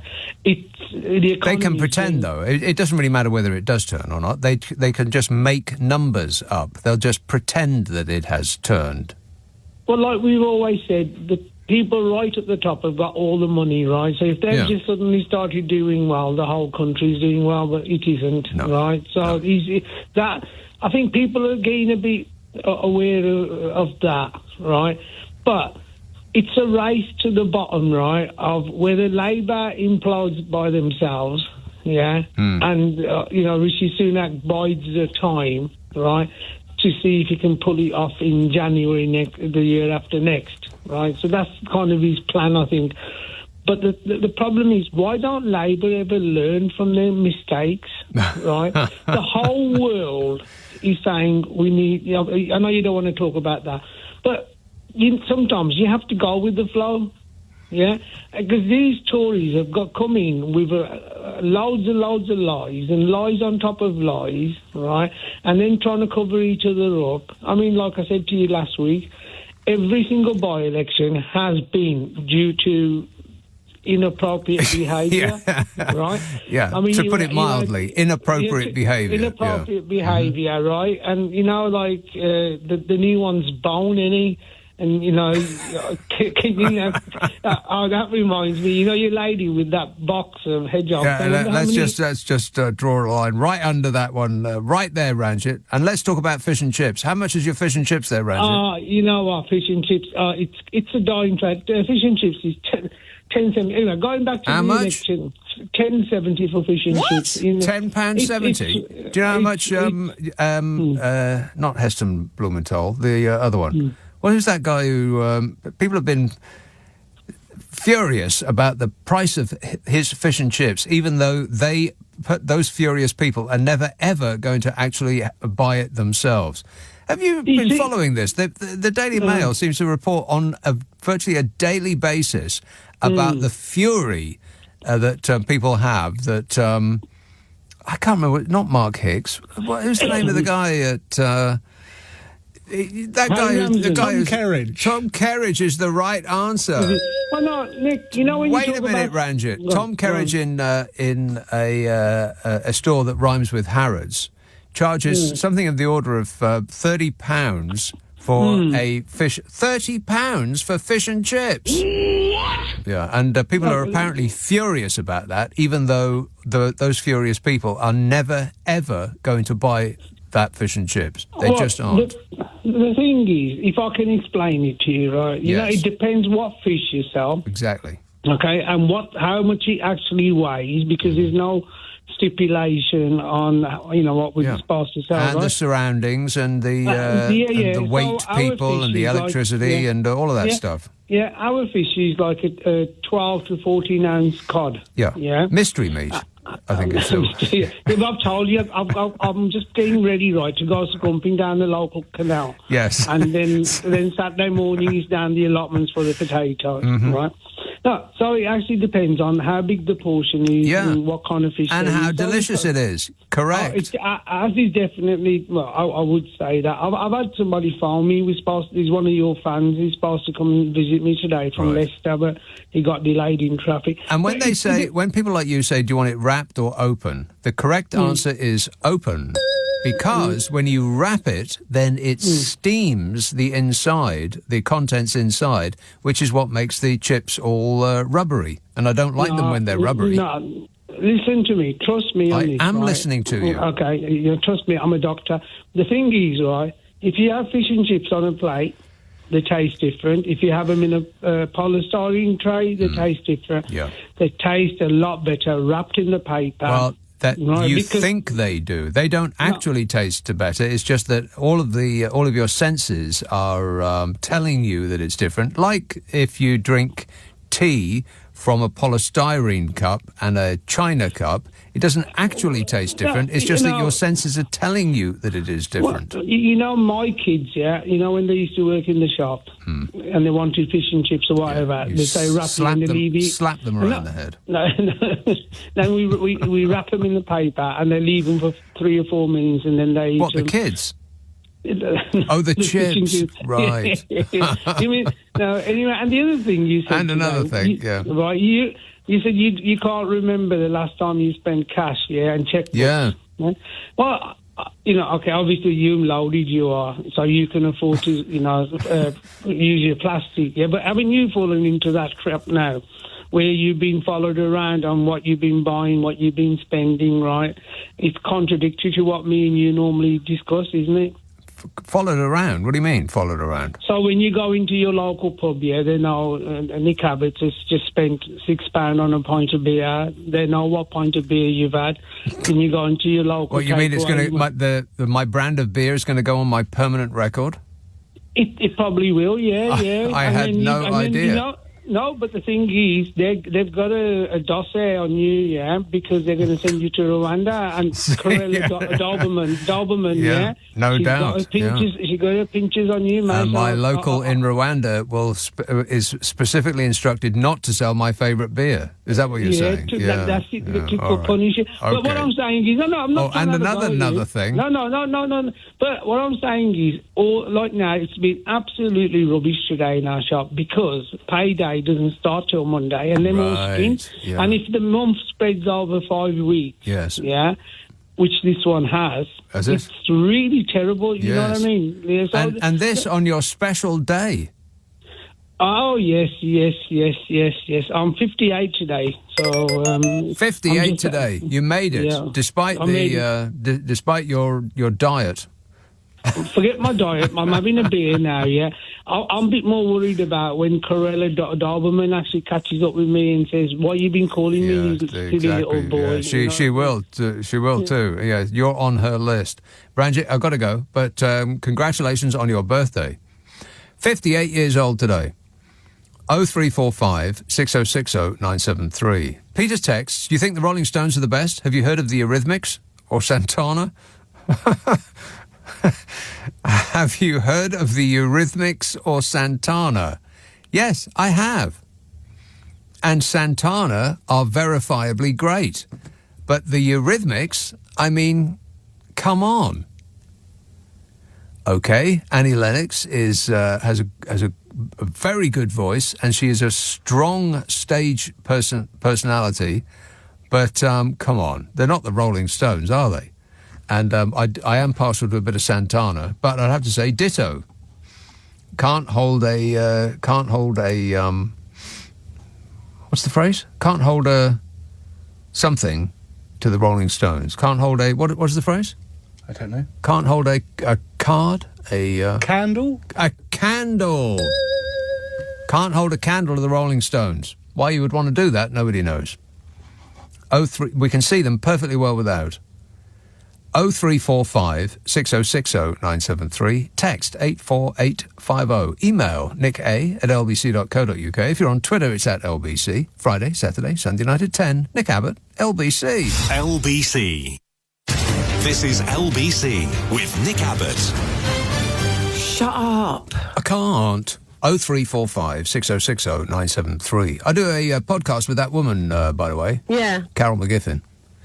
In which we try to solve people's problems. Now, there's an episode coming out on Monday. They always come out on a Monday. It's about an hour. If you wish to be amused, it'll be right up your alley. It's called What's Your Problem with Nick and Carol? And blimey, we do charge through the problems on this latest episode. Be coming out on Monday. It's as though we're on a mission to help. Oh, right, yeah. If you want us to have a bash at your issue, then you must send it to the following address, nickandcarol@global.com. nickandcarol @global.com, and prepare to be totally satisfied. Ask for it by name on an internet near you. What's your problem with Nick and Carol? Tooting. Jan. Hi, good evening, Nick. Yes, Jan. I'm ringing. I'm thanking you for flagging up the Rolling Stones' new album because I'm looking forward to it. Is it just an album or is there a video going with it? Well, you know what? I looked it up on the World Wide Wait, and I saw what initially looked like footage taken from somebody's phone in the crowd. But then it switched to, without a gap in the sound, it switched to a different view closer to the stage.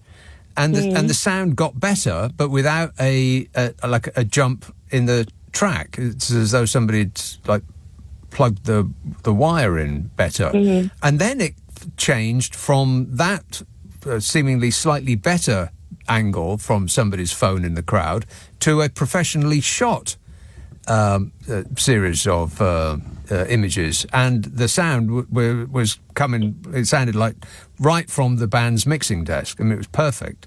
So it looked to me as though the new thing is to make footage look as though it has been shot by fans in the crowd, but put the sound that comes straight from the mixing desk. And I can't believe that somebody managed to log into the Rolling Stones' actual mixing desk without their permission. So it's kind of it's like a sort of a guerrilla video that is made to look as though it's been shot by fans, but it's actually been done professionally. It's actually really good. So they're not as they are now. They're not actually in it then. I mean, as they, I know the. Well, this was them doing this was footage of them doing a show, presumably a run through of the album to a small audience in New York. Oh, yeah, okay, yeah. So I'm looking forward to that. But what I'm also looking forward, I'm excited to see that, and also because they're heroes of my youthful days. Also, this new thing, it looks like the Rolling Stones will go on and keep releasing stuff, whatever they're doing with their music or replay. Yeah, forever. Nothing can kill them. Yeah, up to, they may be at it while they're in 100 or going to 100. Yeah. But the Beatles now, they're quite openly saying this is their last ever song that they're doing. And I'm excited to hear that as well because it's coming out, when is it, 2nd of November. It looks like it's a great, what do you call it, the music technology feat to pull it together because it's a song that John Lennon has, the last song he wrote Now and Then, and bringing together the already, the Beatles have already gone. George Harrison and John Lennon, but it's quite a feat to have to resurrect John Lennon. I don't know how they're going to. I don't know. I don't really know anything about that, other than Paul McCartney said that they're going to release a track soon. It's coming out on the 2nd of November. It may have something to do with the technology that they used to put together that the Get Back documentary, which was just great. Have you seen that? Get Back. I think so. Well, you definitely know if you did, because it lasts for about 9 hours over three different programs, and it's just clips of them in the studio around about the time of them making the album Get Back. Oh, no, I haven't seen that. No, I haven't seen that. It's very, very good. Something that goes on forever, like a Warhol film. Yeah, exactly. Yes, but more's happening. It's not just a close-up of somebody sleeping. Okay.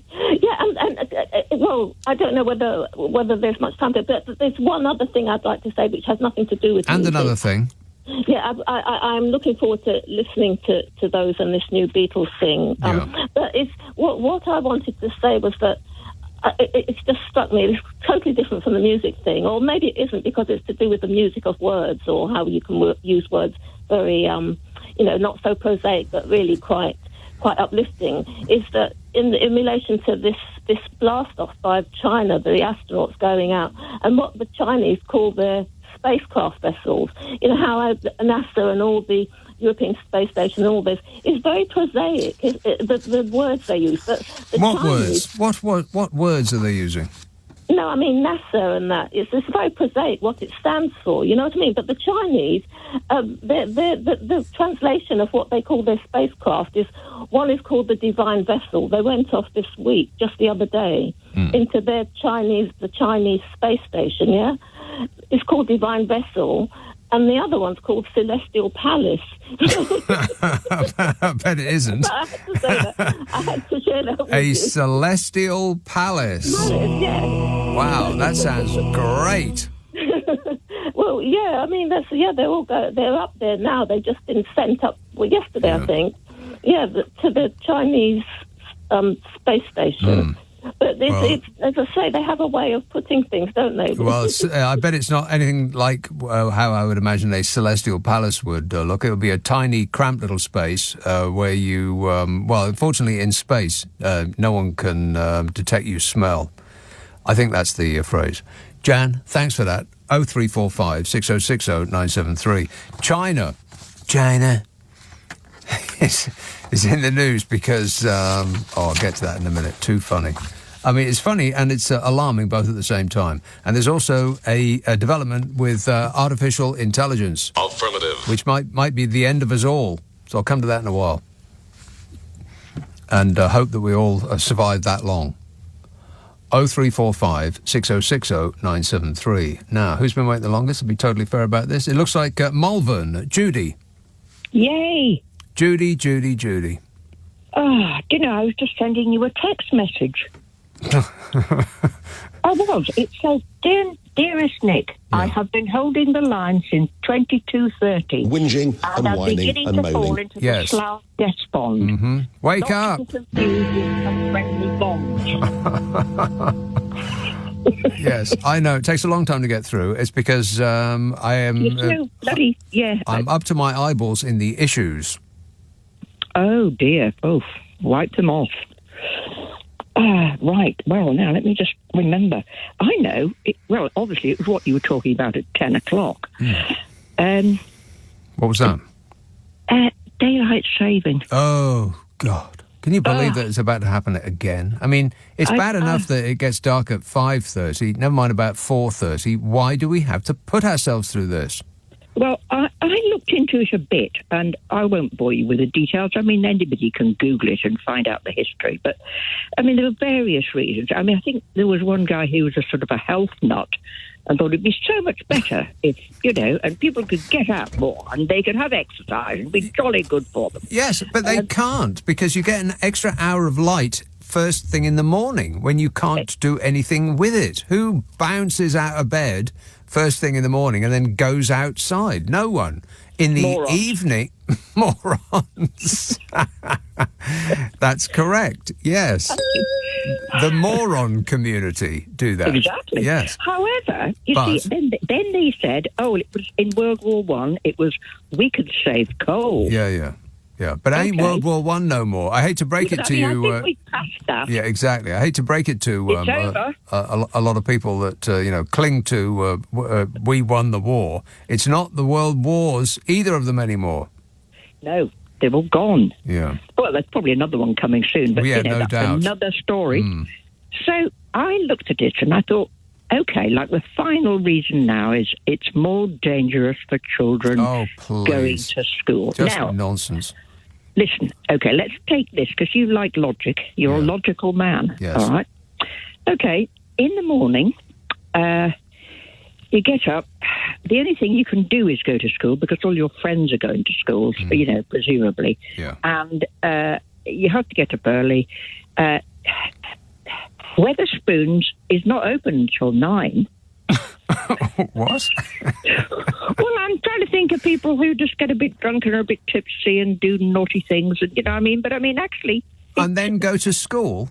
No, I'm thinking of the people... Well, why is it more dangerous? What, they're going to get knocked over? Oh, right. Well, because they're going to school in the dark. That's I hear that all the time. But they're either going to school in the dark or they're coming home from school in the dark. What difference does it make? Exactly. Plus, and I would suggest far more things happen at 4 o'clock. Yes, yeah, go. Right. Go plus, kids don't go to school on their own anymore. They go in giant tanks driven by their tiny mummies who are barely invisible in the vast vehicles that they try to negotiate down tiny windy lanes to get their kids to school. Nick, that was my next point. The point is that actually, you know, Dad can go with somebody else or whatever, but actually a lot of people can take them there. Yeah. Now, parents who work, and I was one for many years. Well, I still am, but, you know, I don't take my son to school because he's 42. He can make his own way. Yeah. Bloody well make your own way. But you know, the time that I would sort of drather about was obviously when, you know, we'd all stand outside Moortown Corner in Leeds, and, you know, then we'd fiddle around and, you know, I'd try and, you know, buy a cigarette for threepence, which you were able to do in those days. That's right. Singles, yeah. Singles, yeah. So on the way back, now the other thing, there's something else, because these are actually very salient points. The other thing is, what happens if you don't turn up at school? Absolutely. These days, absolutely nothing. Yeah. Right. Well, even in my day, all they'd have done is put an X. They wouldn't have done anything else. Like, oh, not here. Oh, okay. Moving on. Yeah, who cares? She'll be all right. Well, we'll all have a good day then. Yeah. On the way back, very often, and I'm not saying all, because I know there's a lot of parents, you know, who now have to work and so on. Yeah. But very often there's somebody that if you're coming back, they'll probably say, knock on the door and see your next door neighbour. She's expecting you. Make sure you're not late, or whatever. Right. There's somebody there to say it. There's the news, and I'm off. It was hello, goodbye. Thanks a lot, Judy. Cheers, my dear. 0345 6060 973. Nick Abbott, LBC. On your radio, on Global Player, and Play LBC. leading Britain's conversation. This is LBC. This is your act? Yes, this is it. If you can believe that. Stu says, I believe that the world is flat, and so do all my friends around the globe. Listener with the material. Oh, no. Obi texts, it's obvious that 2% of people who think this government has done a lot are the very rich. Doesn't that tell you something? Says Obi. Yes. It tells me that the people that are running the country are not running the country for the benefit of the people. The people who are running the country for the benefit of the people that are running the country. Ain't that right, Smug? My view. Yes. Ed says, I'm pleased to hear the government have achieved 2% in the past year. That is 3% more generous than they deserve. Well, that's just a fact. That's just numbers, that is. Cumbran. Hang on a minute. Cumbran. Philip. Before I say what I'd like to say, I'm old enough to remember it was 1968, I was in school. Harold Wilson was the Prime Minister, and they didn't put the clocks back for a 2-year experiment, and we stayed on British summertime. Yes. And I tell you what, I preferred having that hour of light in the evening than the morning. Correct. Yeah, brilliant. Anyway, I want to get on to the horrific bit of news amongst all the other horrific news I've heard today, that Boris Johnson is obviously going on to GB News, and I would like to call him one of the, let's get it right, unholy Brexit trinity. You've got him, Rees-Mogg and Farage on that station together, and I'm just think, and I just think, and the thing is, the brainless people, I'm a Remainer, the brainless people that fell for their lies, yes, they will still fall for their lives. Yes. And I fear to think what's going to happen when the general election comes, because you've got these three madmen spouting out their rubbish. I was going to say another word, and I'm glad I stopped myself saying it. Rubbish, yes. Yeah, but no, it's horrific. But I want to come on... It's actually, if you think about it, Philip, it is actually a good thing, because if we corral them all in the same place, then they're much easier to avoid. Oh, I avoid GB. But the thing is, what I like to say is, I'm a passionate Remainer. I'm a passionate European. And I've been thinking about why Starmer and why the Ed Davey, the Liberal Democrat chap, he said, we are not going to, it's not on the table, we're not going to join the single market, let alone apply to join the EU. And Starmer is doing the same. I wonder, are they afraid to bring that onto the agenda, because it'll bring the whole Brexit civil war back up again and cause chaos, and they just don't want to get that all repeated again? Yes. What do you think about that? I think you're completely correct in every respect. They don't want to mention it because for fear of upsetting a vanishingly small number of people who seem to be extremely important to them for reasons I can't quite fathom. The vast majority of people in this country think that Brexit's been a complete disaster, and they want absolutely nothing to do with it, including this guy. Brexit's going great. Even he thinks that Brexit's not going great. Yeah. I'm a bit sceptical about the opinion polls that say a majority would like us to go back in or whatever. And coming on to the election, my own personal opinion, I think it's going to be tighter and closer than what people... It could be a year away. I wouldn't like to call the election result. And going back to the EU, would they want us back in?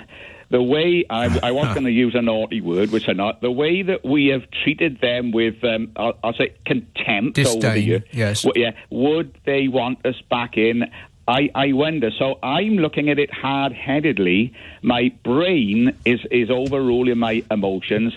I can't see us going back into the EU. I'm 69. 69 years old. Yeah. Hi, hello? Yes? Yeah.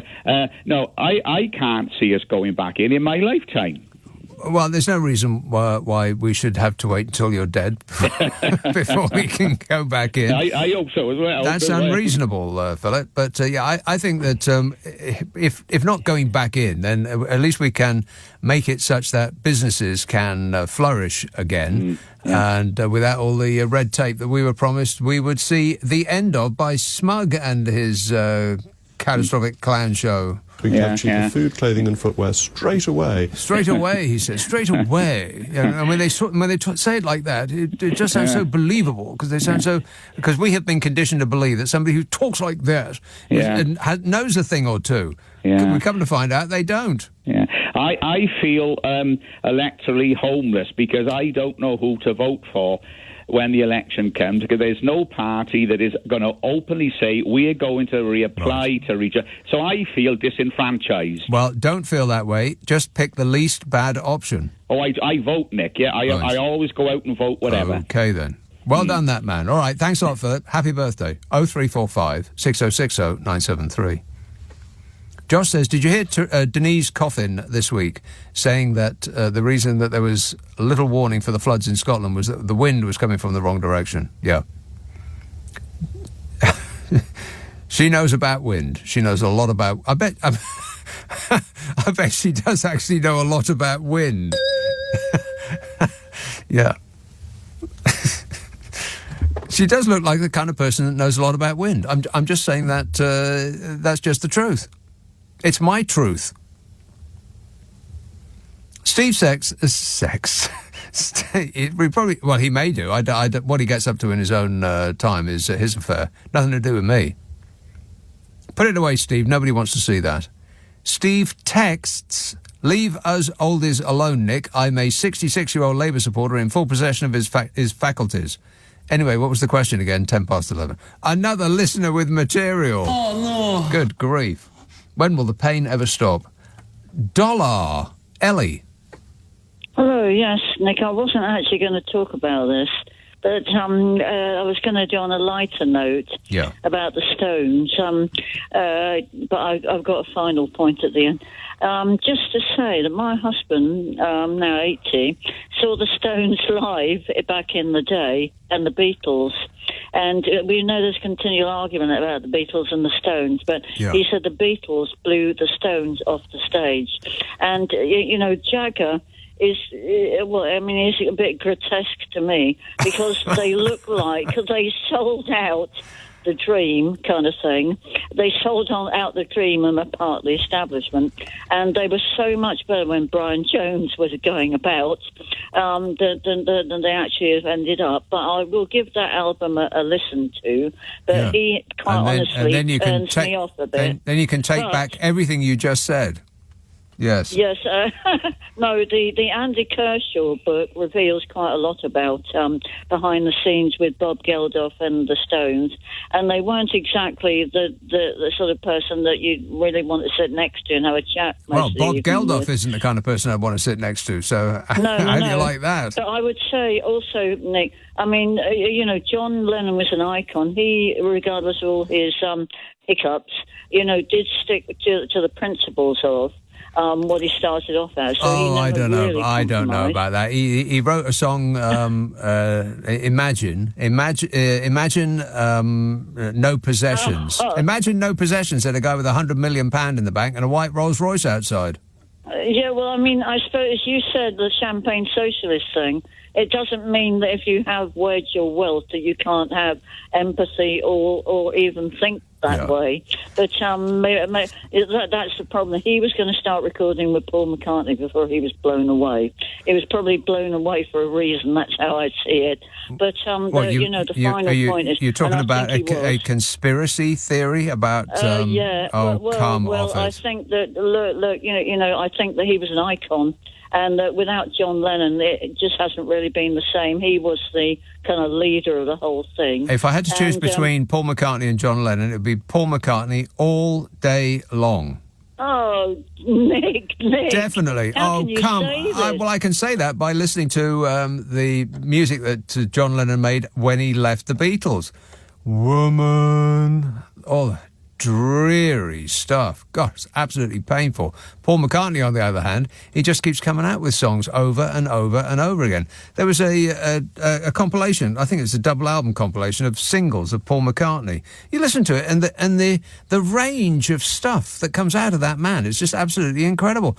One track will be Live and Let Die, which is the most amazing. I mean, you've heard it before, of course, but you listen to it on headphones, and I did, and I was almost hearing it for the very first time, because it just builds and builds and builds, and you think, wow, this is the sound is absolutely immense. He's got a huge orchestra playing all at the same time, and then it just gets bigger and bigger, and eventually I'm just laughing out loud because of the scale of the thing coming at you. And then the very next track is Sea Moon. I think that's what it's called, Sea Moon. And it sounds like him and his kids sitting around the kitchen table just strumming away. And both of those songs made the whole world sing. That's the thing with Paul McCartney, it's a very special talent to be able to create so much that everybody sings, that everybody loves almost straight away.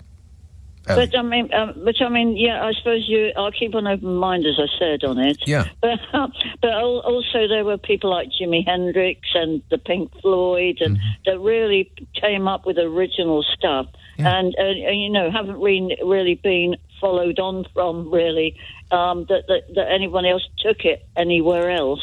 So they were kind of one-offs, totally original and geniuses. I'm just arguing that I think Lennon and McCartney were more geniuses than Jagger and Richards. Yeah, but nobody's comparing them like for like. And if you are, then I think you're looking at them all wrong. Why can't they both be like the two sides of a coin? Sea Moon was on High, High, High. What does that mean? That's the album that Sea Moon was on. Right, Sea Moon. Yeah, but it was... I was talking about the thing that makes it really stand out, his range, is the singles compilation. because an album is, it's like a group of songs that all are made at the same time. But the singles compilation is singles from throughout the years, and it really does show you what an amazing range of songs that man has written. And it's an extraordinary talent. It really is, and just so much better than John Lennon. I mean, if you watch here, Ellie, did you see that? That documentary called Get Back. We'll have to agree to disagree, but I'll listen to it. Yeah, okay. I will keep an open mind. Okay, but it doesn't sound like an open mind to me. Sounds like a pretty closed mind to me, Ellie. But if you look at that Get Back documentary, it's about 9 hours.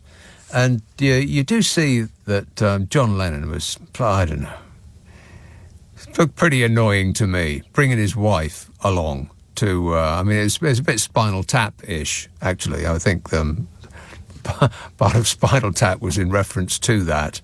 Why is he dragging his wife in? Or it just seemed to bring a downer to the proceedings. To me, I would have been, if I had been Paul McCartney, I would have been very annoyed. But anyway, it's Paul all the way for me. Daryl says, "Thanks, Ellie. Cheers, my dear. Keep an open mind." I don't think she's got an open mind. Daryl says, "The popularity of the Groovy Greenies very much depends on the question asked. If people are asked how they expect to vote in the next general election, few people will say Green, because many who like them will nevertheless feel compelled to vote tactically for another party. Trust me, if we had PR, the results would be very different," says Daryl.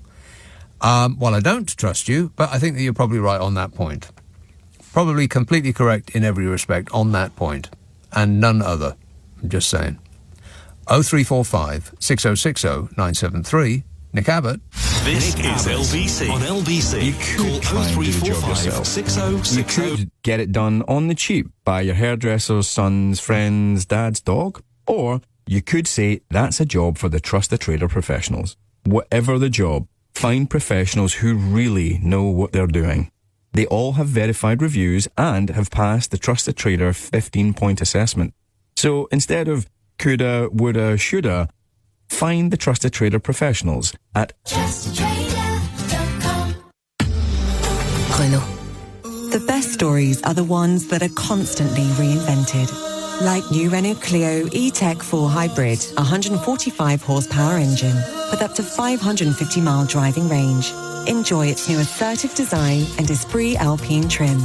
New Renault Clio E-Tech 4 Hybrid. Same love, new energy. Internal source based on new Clio E-Tech Esprit Alpine versus WLTP fuel consumption figures. Real-world driving results may vary.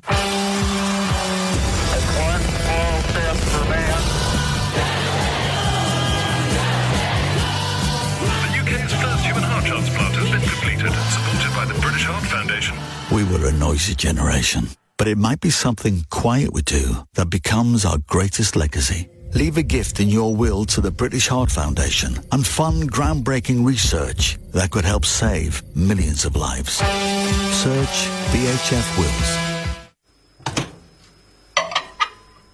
At Tesco, only the finest spices are carefully layered to achieve a perfectly balanced sauce, creating our mouth-watering, sweet and smoky Tesco Finest Chicken Ruby Curry.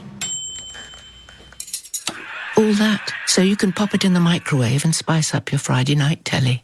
Make your everyday taste better with Tesco Finest. Available in selected larger stores, excludes Express, Whoosh and Northern Ireland. This is LBC with Nick Abbott. Everything is going extremely well. Yeah, kind of. Don't ask me, I only work here. Here's a call in Westcliff-on-Sea. Stuart. Hi, Nick. How are you? Good, thanks. This is a really weird thing I'm going to say. I work for a construction company, and in West London, we rented out an apartment with some office floors above us. And over the period of 3 months, people were moving in some white plastic containers and spreading them all around the floors on the open plan offices. Apparently, I went up there, and I shouldn't have done, but apparently these boxes had escargot written on them. So I phoned the facilities management company, and they said, yeah, they're boxes of snails. And I said, what the hell are hundreds of boxes of snails being distributed across all the open plan offices above here? And they said, it's a way we can get around with not paying the council tax because we're doing an environmentally proper scenario, then we don't have to pay the full council tax. Now, I know this might sound a very ridiculous... hang on a minute. Hang on, back up.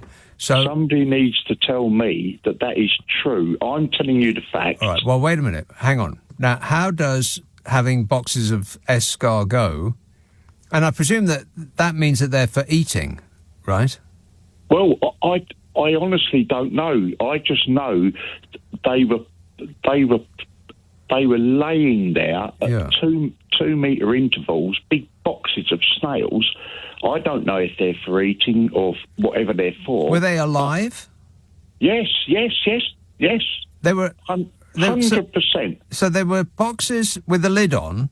100%. With presumably little holes in so that they could breathe.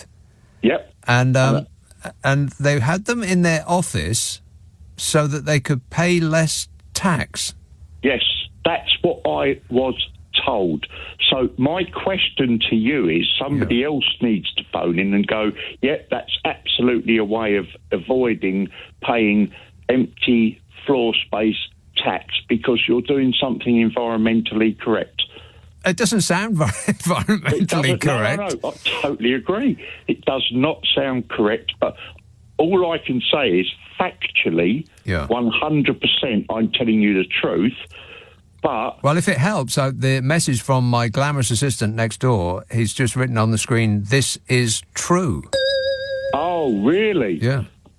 Oh, I find that really strange because it was eerie walking through an open plan office and seeing hundreds of these little plastic boxes just sitting there on the floor, and you look at it and think, what the hell is this? Yeah. And then when I contacted the management company, they went, oh, no, it's all perfectly legal. We're just avoiding paying tax because environmentally we're putting something back into the environment to breed snails. Now, whether they're for consumption or not, I've got no idea. But that's honestly, that's not bringing them into the environment. That's putting them in a plastic tub in an office block. How's that helping? Absolutely. No, listen, I totally agree. I have got absolutely no idea. Let me ask you about this. That's all about. Let me ask you a question. What does a plastic tub full of snails smell like? Well, if you put a bit of garlic on them, I could actually, I would probably, I'd probably deal with it. Yeah. But if I'm honest, no, there was no smell. Right. There was no smell. But I just find that whole thing, I mean, snails, you can't really make a fantastic radio show out of snails. No. But from that particular comment I've just made about why they're all lying in plastic boxes all about. I mean, fantastic. Your producers can go online and maybe say that, yes, this is a totally legal thing. I have the detailed facts in front of my eyeballs right now, and I'll lay it on you in just some moments. So are they still there? Yeah, they're there. I saw them yesterday. So they're not actually doing anything with them? They're just sitting there? They're just sitting there. A lorry pulled up about 4 weeks ago, and I reckon 100 boxes were taken out and just laid out across the open plan office, and then the lorry drove off, and then I would say a couple of weeks ago another lorry pulled up and took another load of them away. So so they just sit there presumably until they die? Well, no, I think they're breeding them. Oh. I think that it's a commercial industry. How do you breed snails? I have got absolutely no idea. I mean, feed them. What does a good-looking snail look like for a start? Well, one covered in garlic, as I said. Well, yeah, but that's to us. Other snails might not think that. I would honestly, I would love to know exactly what this is all about, because I cannot believe that the office I'm working in, the office block with the empty space I'm working in, is the only office block that this is happening in. So somebody must be able to phone in and say, yeah, this is a tax dodge. Well, I am stunned. That's the silliest thing I've ever heard in my life. It's absolute fact. I believe you. And I would love to know exactly why owners of these office blocks are filling their floors out with snails. Plastic boxes, breeding. Honestly, I'm telling you the facts. I don't know the truth. Now, did they to breed a snail? Did they take individual snails out of the boxes and I don't know, give them a dinner and a movie? Or did they just let them get on with it inside the box? Well, they have got a big TV screen on the wall. I don't know if they turn that on at some point during the night and say, look, guys, have a look at this. But no, the whole thing is just, it's like Twilight Zone. The whole thing to me just sounds so, it just sounds so weird. It just doesn't look right to me. Spooky. Did they make a noise? The plastic boxes of snails make a noise? No. Right. So no smell, no noise. Absolutely no noise. How many snails were in a box? One. It says in French. It's got 50, and then like a C thing. So I'm assuming 50 in a box, and there must be 100 boxes on the floor. That's too weird. So the French are sending us snails. They're taking them. We're taking snails from French dinner plates, and we're putting them in office blocks because no one in this country actually wants to eat them. Well, you know, I'm laughing because I do not know. I've got no idea what this is all about. I don't know where the commercial profit is coming from this. Yeah. We haven't got restaurants in this country that have got hundreds of snails being sold every week. Yeah. So I do not know. I personally, and I'm throwing this out there, somebody might phone in, I think this is a tax dodge. Yeah. Have you ever eaten snails? Yes, I have. Yes, I have eaten them, and I don't particularly like them. I like the butter. I like the garlic butter they come with. But you have to sort of prepare yourself for the actual snail part. But soaking up the garlic butter with a nice piece of bread. No, as I said, garlic, yes, I'll go with that. Yeah. But I hope somebody can phone in and just say to you, yes, this is not a commercial snail marketing thing we're doing. It is a tax dodge. Well, I have think it's a tax dodge. I have detail files that have just been presented to me, and I'll go through them from start to finish after this news break. Isn't it exciting? Yeah, absolutely. Yeah, all right. Thanks for the news, Stuart. 0345 6060 973. Yeah. Well, I've got the story. I'll give it to you in a minute. Text 84850. Email nicka@lbc.co.uk. If you're on Twitter, it's @LBC. Friday, Saturday, Sunday night at 10. Nick Abbott, LBC.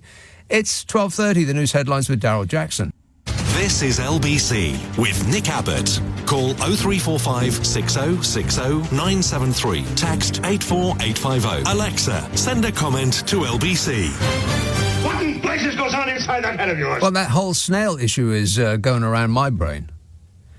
Landlords and businesses are using unoccupied buildings to house snail farms in a city and avoid business rates, a council has been told. Bradford Council heard that buildings set to house snail farms were being classed as agricultural use and therefore avoided the charge. What? What? The council's revenue and benefits team told councillors a lot of people are trying to use avoidance tactics. A senior officer said they were snails in a box, nothing more. Councillors had been given an update on business rate payment when they heard a number of building owners were using methods to avoid paying rates. The business rates are also payable on unoccupied properties, and this often leads to building owners attempting to find loopholes in the system, a council official said. Well, I'll go to the foot of our stairs. Us poor dopes who pay taxes... The little people. We have to make up all of the money that these people avoid paying. I'm stunned. Agricultural use. All you got to do is buy a box of snails. Good grief. And I wouldn't have believed it, but them's the facts, Jack. We only deal with the facts on this show. Orpington. Hello, Ray. It's another weird story, Nick. Another very weird story from the Twilight Zone. Would you like to hear it? Yes, I would. Yeah. Well, about 2, 3, 4 years ago, I saw 2 Channel 4 documentaries about a company that started up on the internet, and it's run by a woman, started by a woman, and there are all women actually working in this particular enterprise. And basically what they do is they actually market adult toys. Okay, and where I'm coming from is that one of their lines is bespoke adult dolls that people can use at home for whatever they want to do. And you can order up things like eye colour, sort of like proportions, but also the likenesses. You can actually order the likeness of these things. They are quite expensive, and they're also got an AI version where the doll can talk to you and have a conversation. What I'm coming to, what I'm coming to is in the lockdown, they actually had quite a number of orders for these particular dolls, and in particular, there was one likeness that they had requested, which they actually supplied. And all these parts, if you like, come from China, and they actually have them manufactured. They are actually very, very lifelike, I must admit, and they're all animatronic, so the lips move and the eyes move and things like that. But this is where I'm coming to. Nick, if you're looking for an early Christmas present, this might be something that you could consider. The most requested doll, would you believe, the likeness of, is Liz Truss. What? Yes.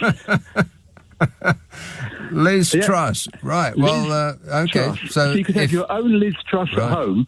And you could go home from your show and you could say, Liz, you could say, I've got some questions to ask. Yes. You have a lot of questions I need the answer to. Exactly you right. could have a good, deep conversation with her. And she'd say... I'm genuinely unclear. No, she wouldn't have any idea what I was talking about. So she... right. So she... an all-thinking Liz Truss, as opposed to the actual Liz Truss. They've taken your image, Liz Truss. That is a disgrace. Awful. You believe that? Thanks for the bad news, Ray. And congratulations for stepping nimbly around that issue. It sounded to me like you were busting a gut not to get dumped off this show. Well done, that man. Right. The Liz bot. They could actually call it that, couldn't they? Affirmative. Yeah, the Liz bot, yeah. As empty-headed as the real thing. Hey, Liz? Absolutely. Absolutely. Just as clueless as the real thing. I think that was a song by U2, wasn't it? Rock and roll! Yeah. Sean says, I'm getting worried as I'm 56 and have always supported a Labour/socialist idealism. With only old people voting Tory, I'm worried I'll have to cross a threshold in a few years and become a Tory. Don't worry, Sean, because that equation has been fundamentally broken by the fact that old people ain't got no money no more. it used to be the case that as you grew up and got older, you would acquire stuff, like a house, for instance. But people can't acquire a house anymore. Houses are beyond everybody's means, and younger people particularly so. Underlined in bold and italics with cream on top. So the older you get, it used to be the more likely you are to vote Conservative, and that is certainly the case now. The only age demographic that vote Conservative, or say they're going to, is those 64 plus. It's the 64-plus-year-olds that we have to be concerned about, kids, which means you absolutely, totally have to go out and vote, even if none of the major parties tickle your fancy.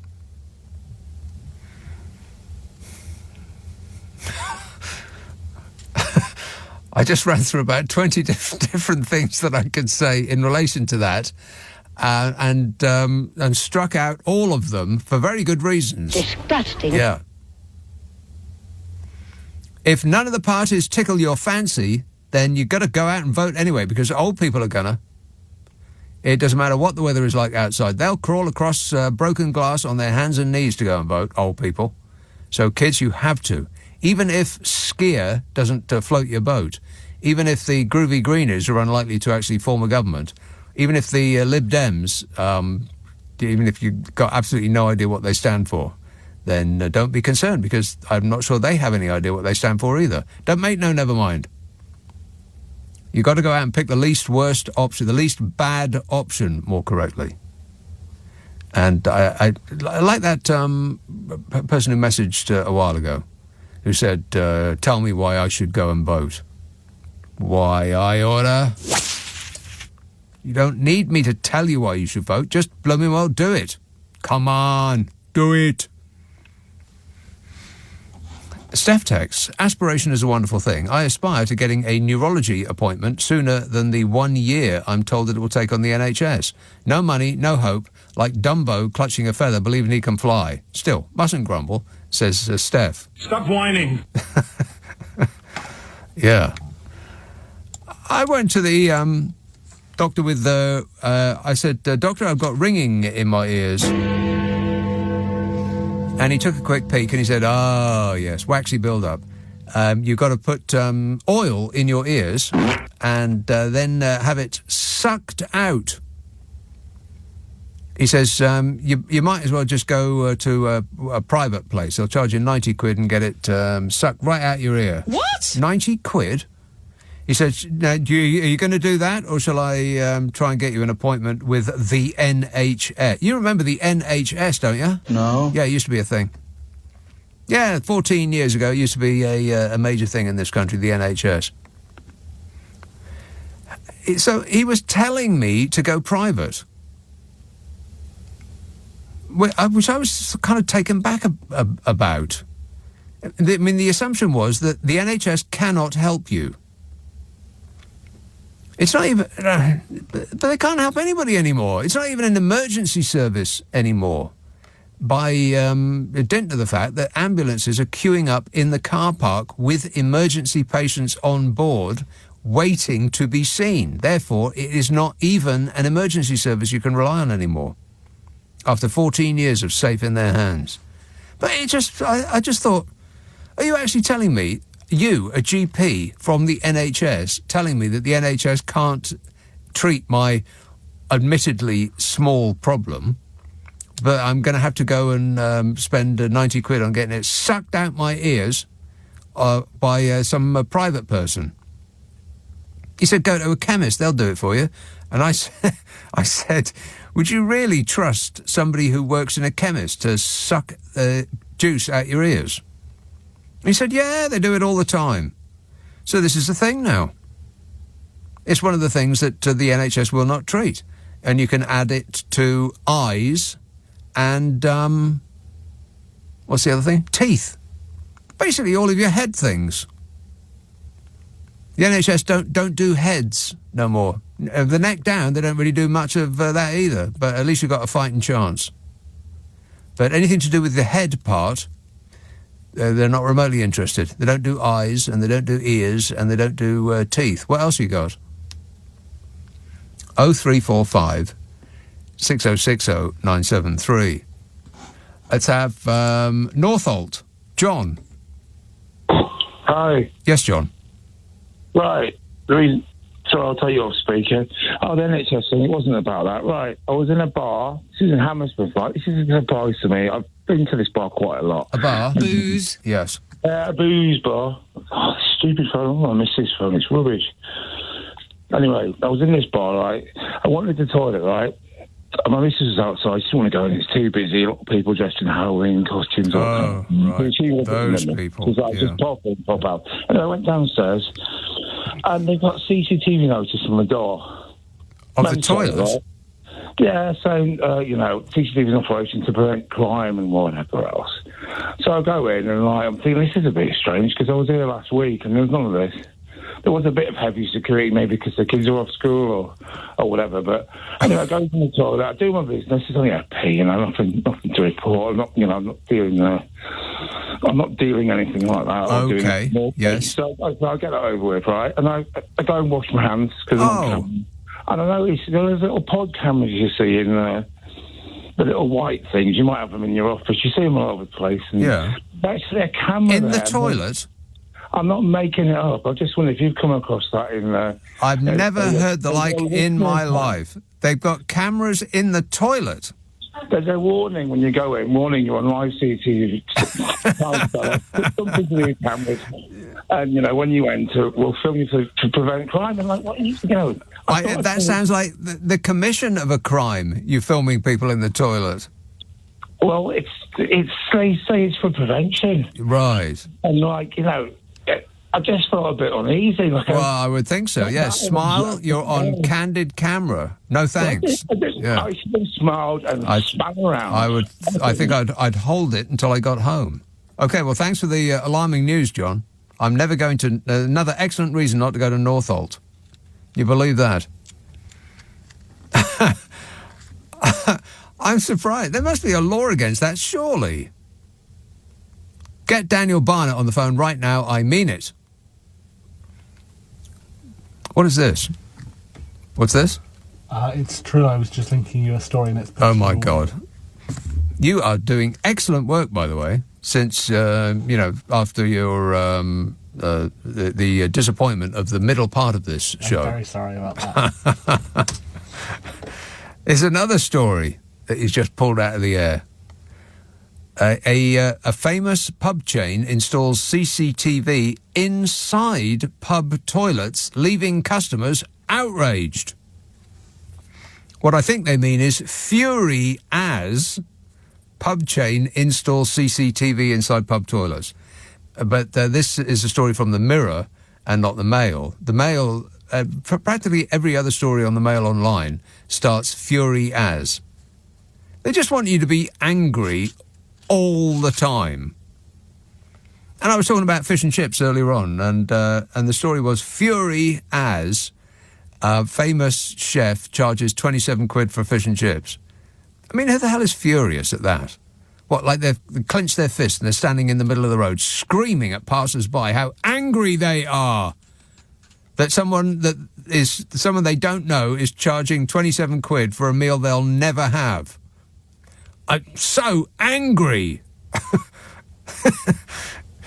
I say just take all that anger that you probably aren't feeling yourself, but you are being persuaded to feel by the agents of evil, put it in a boat, an imaginary boat, and just push it away on a calm lake and just watch it float off into the distance. And don't you feel better? You're welcome. Thank you. 0345 6060 973. Friday, Saturday, Sunday night at 10. Nick Abbot, LBC. This is LBC with Nick Abbott. Call 0345 6060 973. Text 84850. Alexa, send a comment to LBC.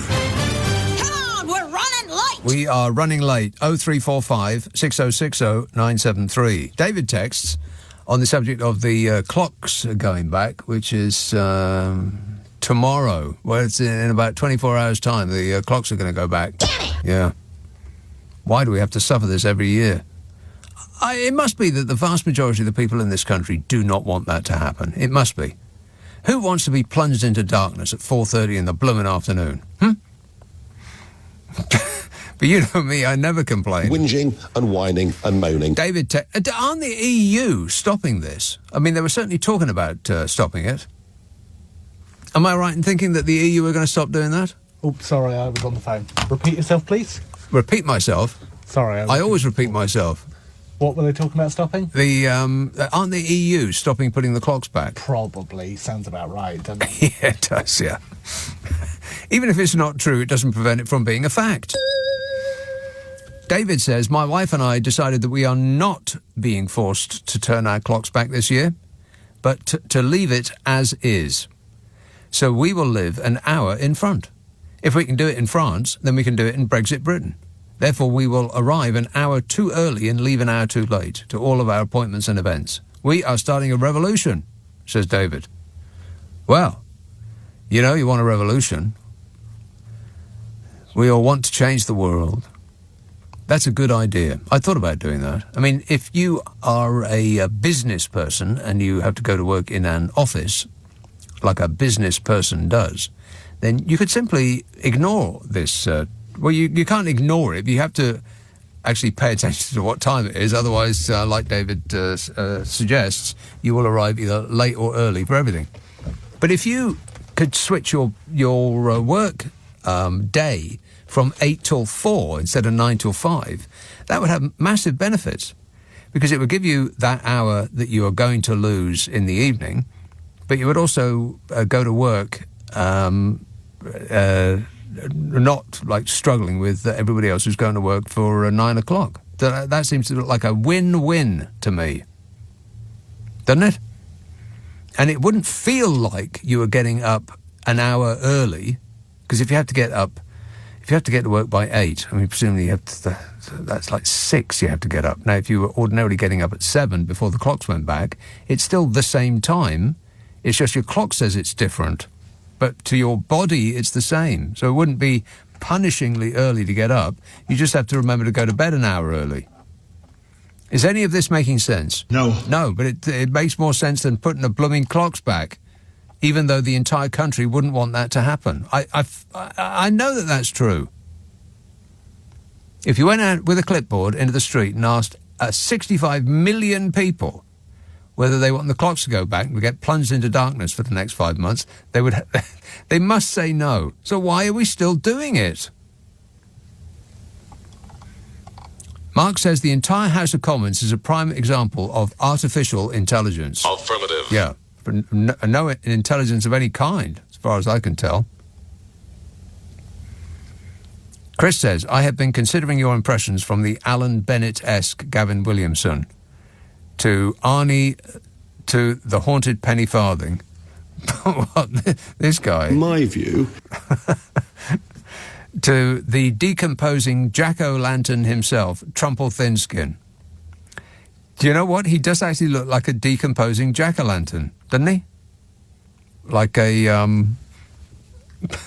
mean, no offence, but he does look like a pumpkin that's been left out in the rain. Oh, shut up! It says, which is your favourite? I do like the Gavin one. I can imagine him sitting with a cup and saucer and an Eccles cake when he tells Putin to go away, shut up and go away, says Gavin Williamson. Oh, hello there. Very nice to meet you.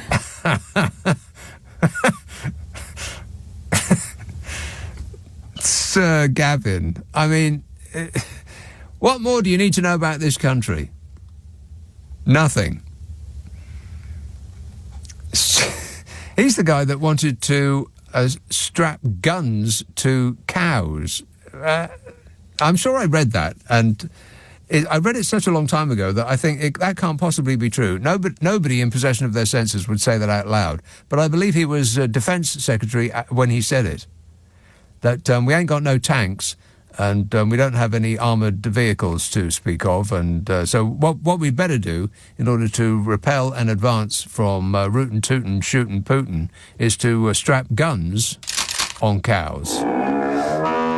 Because, you know, that makes sense. Said the Minister for Defence. Oh, hello there. So nice to meet you.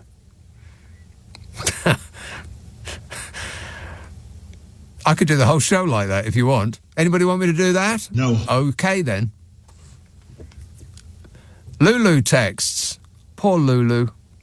She says, I've been listening to LB since I was 14 years old, and I'm now nearly 20. And it's helped giving me something to look forward to every night when I've just been through tough times, and I just wanted to say thank you for that. Well, thank you for that. Thank you. Appreciate it, Lulu.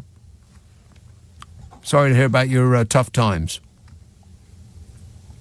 David says, now, hang on a minute, how many of these have I got? Oh, blimey. Look, I thought for a moment there I might be able to wipe all of the texts and the emails and the tweets and such in the show in which they were sent. But it looks like I have failed again. So I'll get through as many as I can. David texts, Sunak cannot put off the general election for much longer. If their administration lasts longer, their 80-seat majority will disappear through by-elections. That's right, yes. Yeah. How's by-elections going for you, Fishy? Oh, fabulous. Yeah, not that great, no. Why is he doing that job? I keep asking this question. Nobody's given me a good answer yet. Why is he doing that job? I mean, it can't possibly be for the money, can it? I mean, not the money that he's earning in that job anyway, because that's nothing to him. That's walking around change, that is. It's not affecting his life in any way. So why is he doing that job? I mean, it's a job that he is uniquely unqualified to do, because it's all about show business now, isn't it? After you-know-who. Yeah. Wait a minute. He made it about show business. It's about presentation. It's about charisma. And he ain't got none of that. He's had a charisma bypass operation. Whatever charisma he has ever had, he don't have no more. It's gone. He's very bad at his job, and yet he seems determined to do it for some strange reason. I don't know why. Don't do it on our account, Fishy. You've delighted us enough. Caroline texts, drink tea from a polystyrene cup. That's sacrilege. Yeah, I know. It sounds awful. And when you do it, it tastes awful. But I think it's because it's the sort of mouth feel of the rim of the cup. Not good. Plus, it's too thick usually. Tea, in my opinion, must be had in a very thin china, like a lip. So the mouthfeel is very important. But I don't believe that the taste is actually different. How can it be? Because you don't taste the polystyrene. It doesn't leave there's no taste, there's no residue that comes off a polystyrene cup, apart from tiny, invisible to the eye, bits of polystyrene that you ingest and then no doubt builds up over time until you've got a stomach full of the stuff. But it's because your other senses are telling you that this is not right. Warning! This is not a china cup you're drinking tea from. And so you think that it tastes bad. I'm pretty sure that's right. On the other hand, this one says, the more porous the material, the more it will change the liquid inside. Polystyrene and plastic are the worst culprits and can leave a strange artificial taste. So it says, where did that come from? Twining. Twinings, yes. Yeah. Yeah, no doubt. Coffee, on the other hand, doesn't taste that bad out of a polystyrene cup. Not that different. In fact, when you go to a coffee shop and they ask you, do you want paper or are you going to drink tea like a normal person out of a china cup? I often want paper. I mean, I know that's not saving the environment, but like having chips out of newspaper, there's just something about it that makes it taste better, I think. And I've thought about it a lot.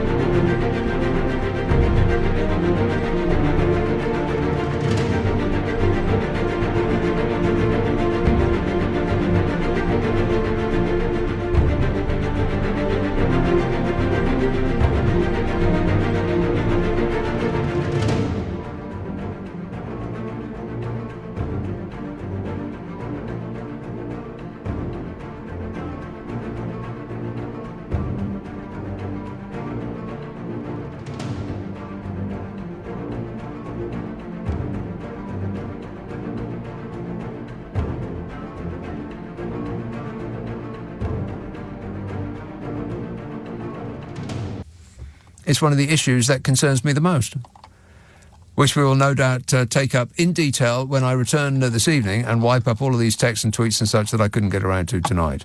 Never mind about Fishy Sunak. I'm not very good at my job. If you missed any of tonight's show, you can listen on Catch Up on Global Player. It's we put it as a podcast. Take the news and most of the ads out. It means it takes less time to listen to. You'll use less electricity. And by that method, you will do your bit to protect the environment. Rewind live radio on Global Player. Get it for free from your App Store or globalplayer.com. Or globalplayer.com. Or globalplayer.com. Or globalplayer.com. Or globalplayer.com. Or globalplayer.com. Or globalplayer.com. Or globalplayer.com. Or globalplayer.com. Or globalplayer.com. Or globalplayer.com. Or globalplayer.com. Or globalplayer.com. Or globalplayer.com. Or globalplayer.com. Or global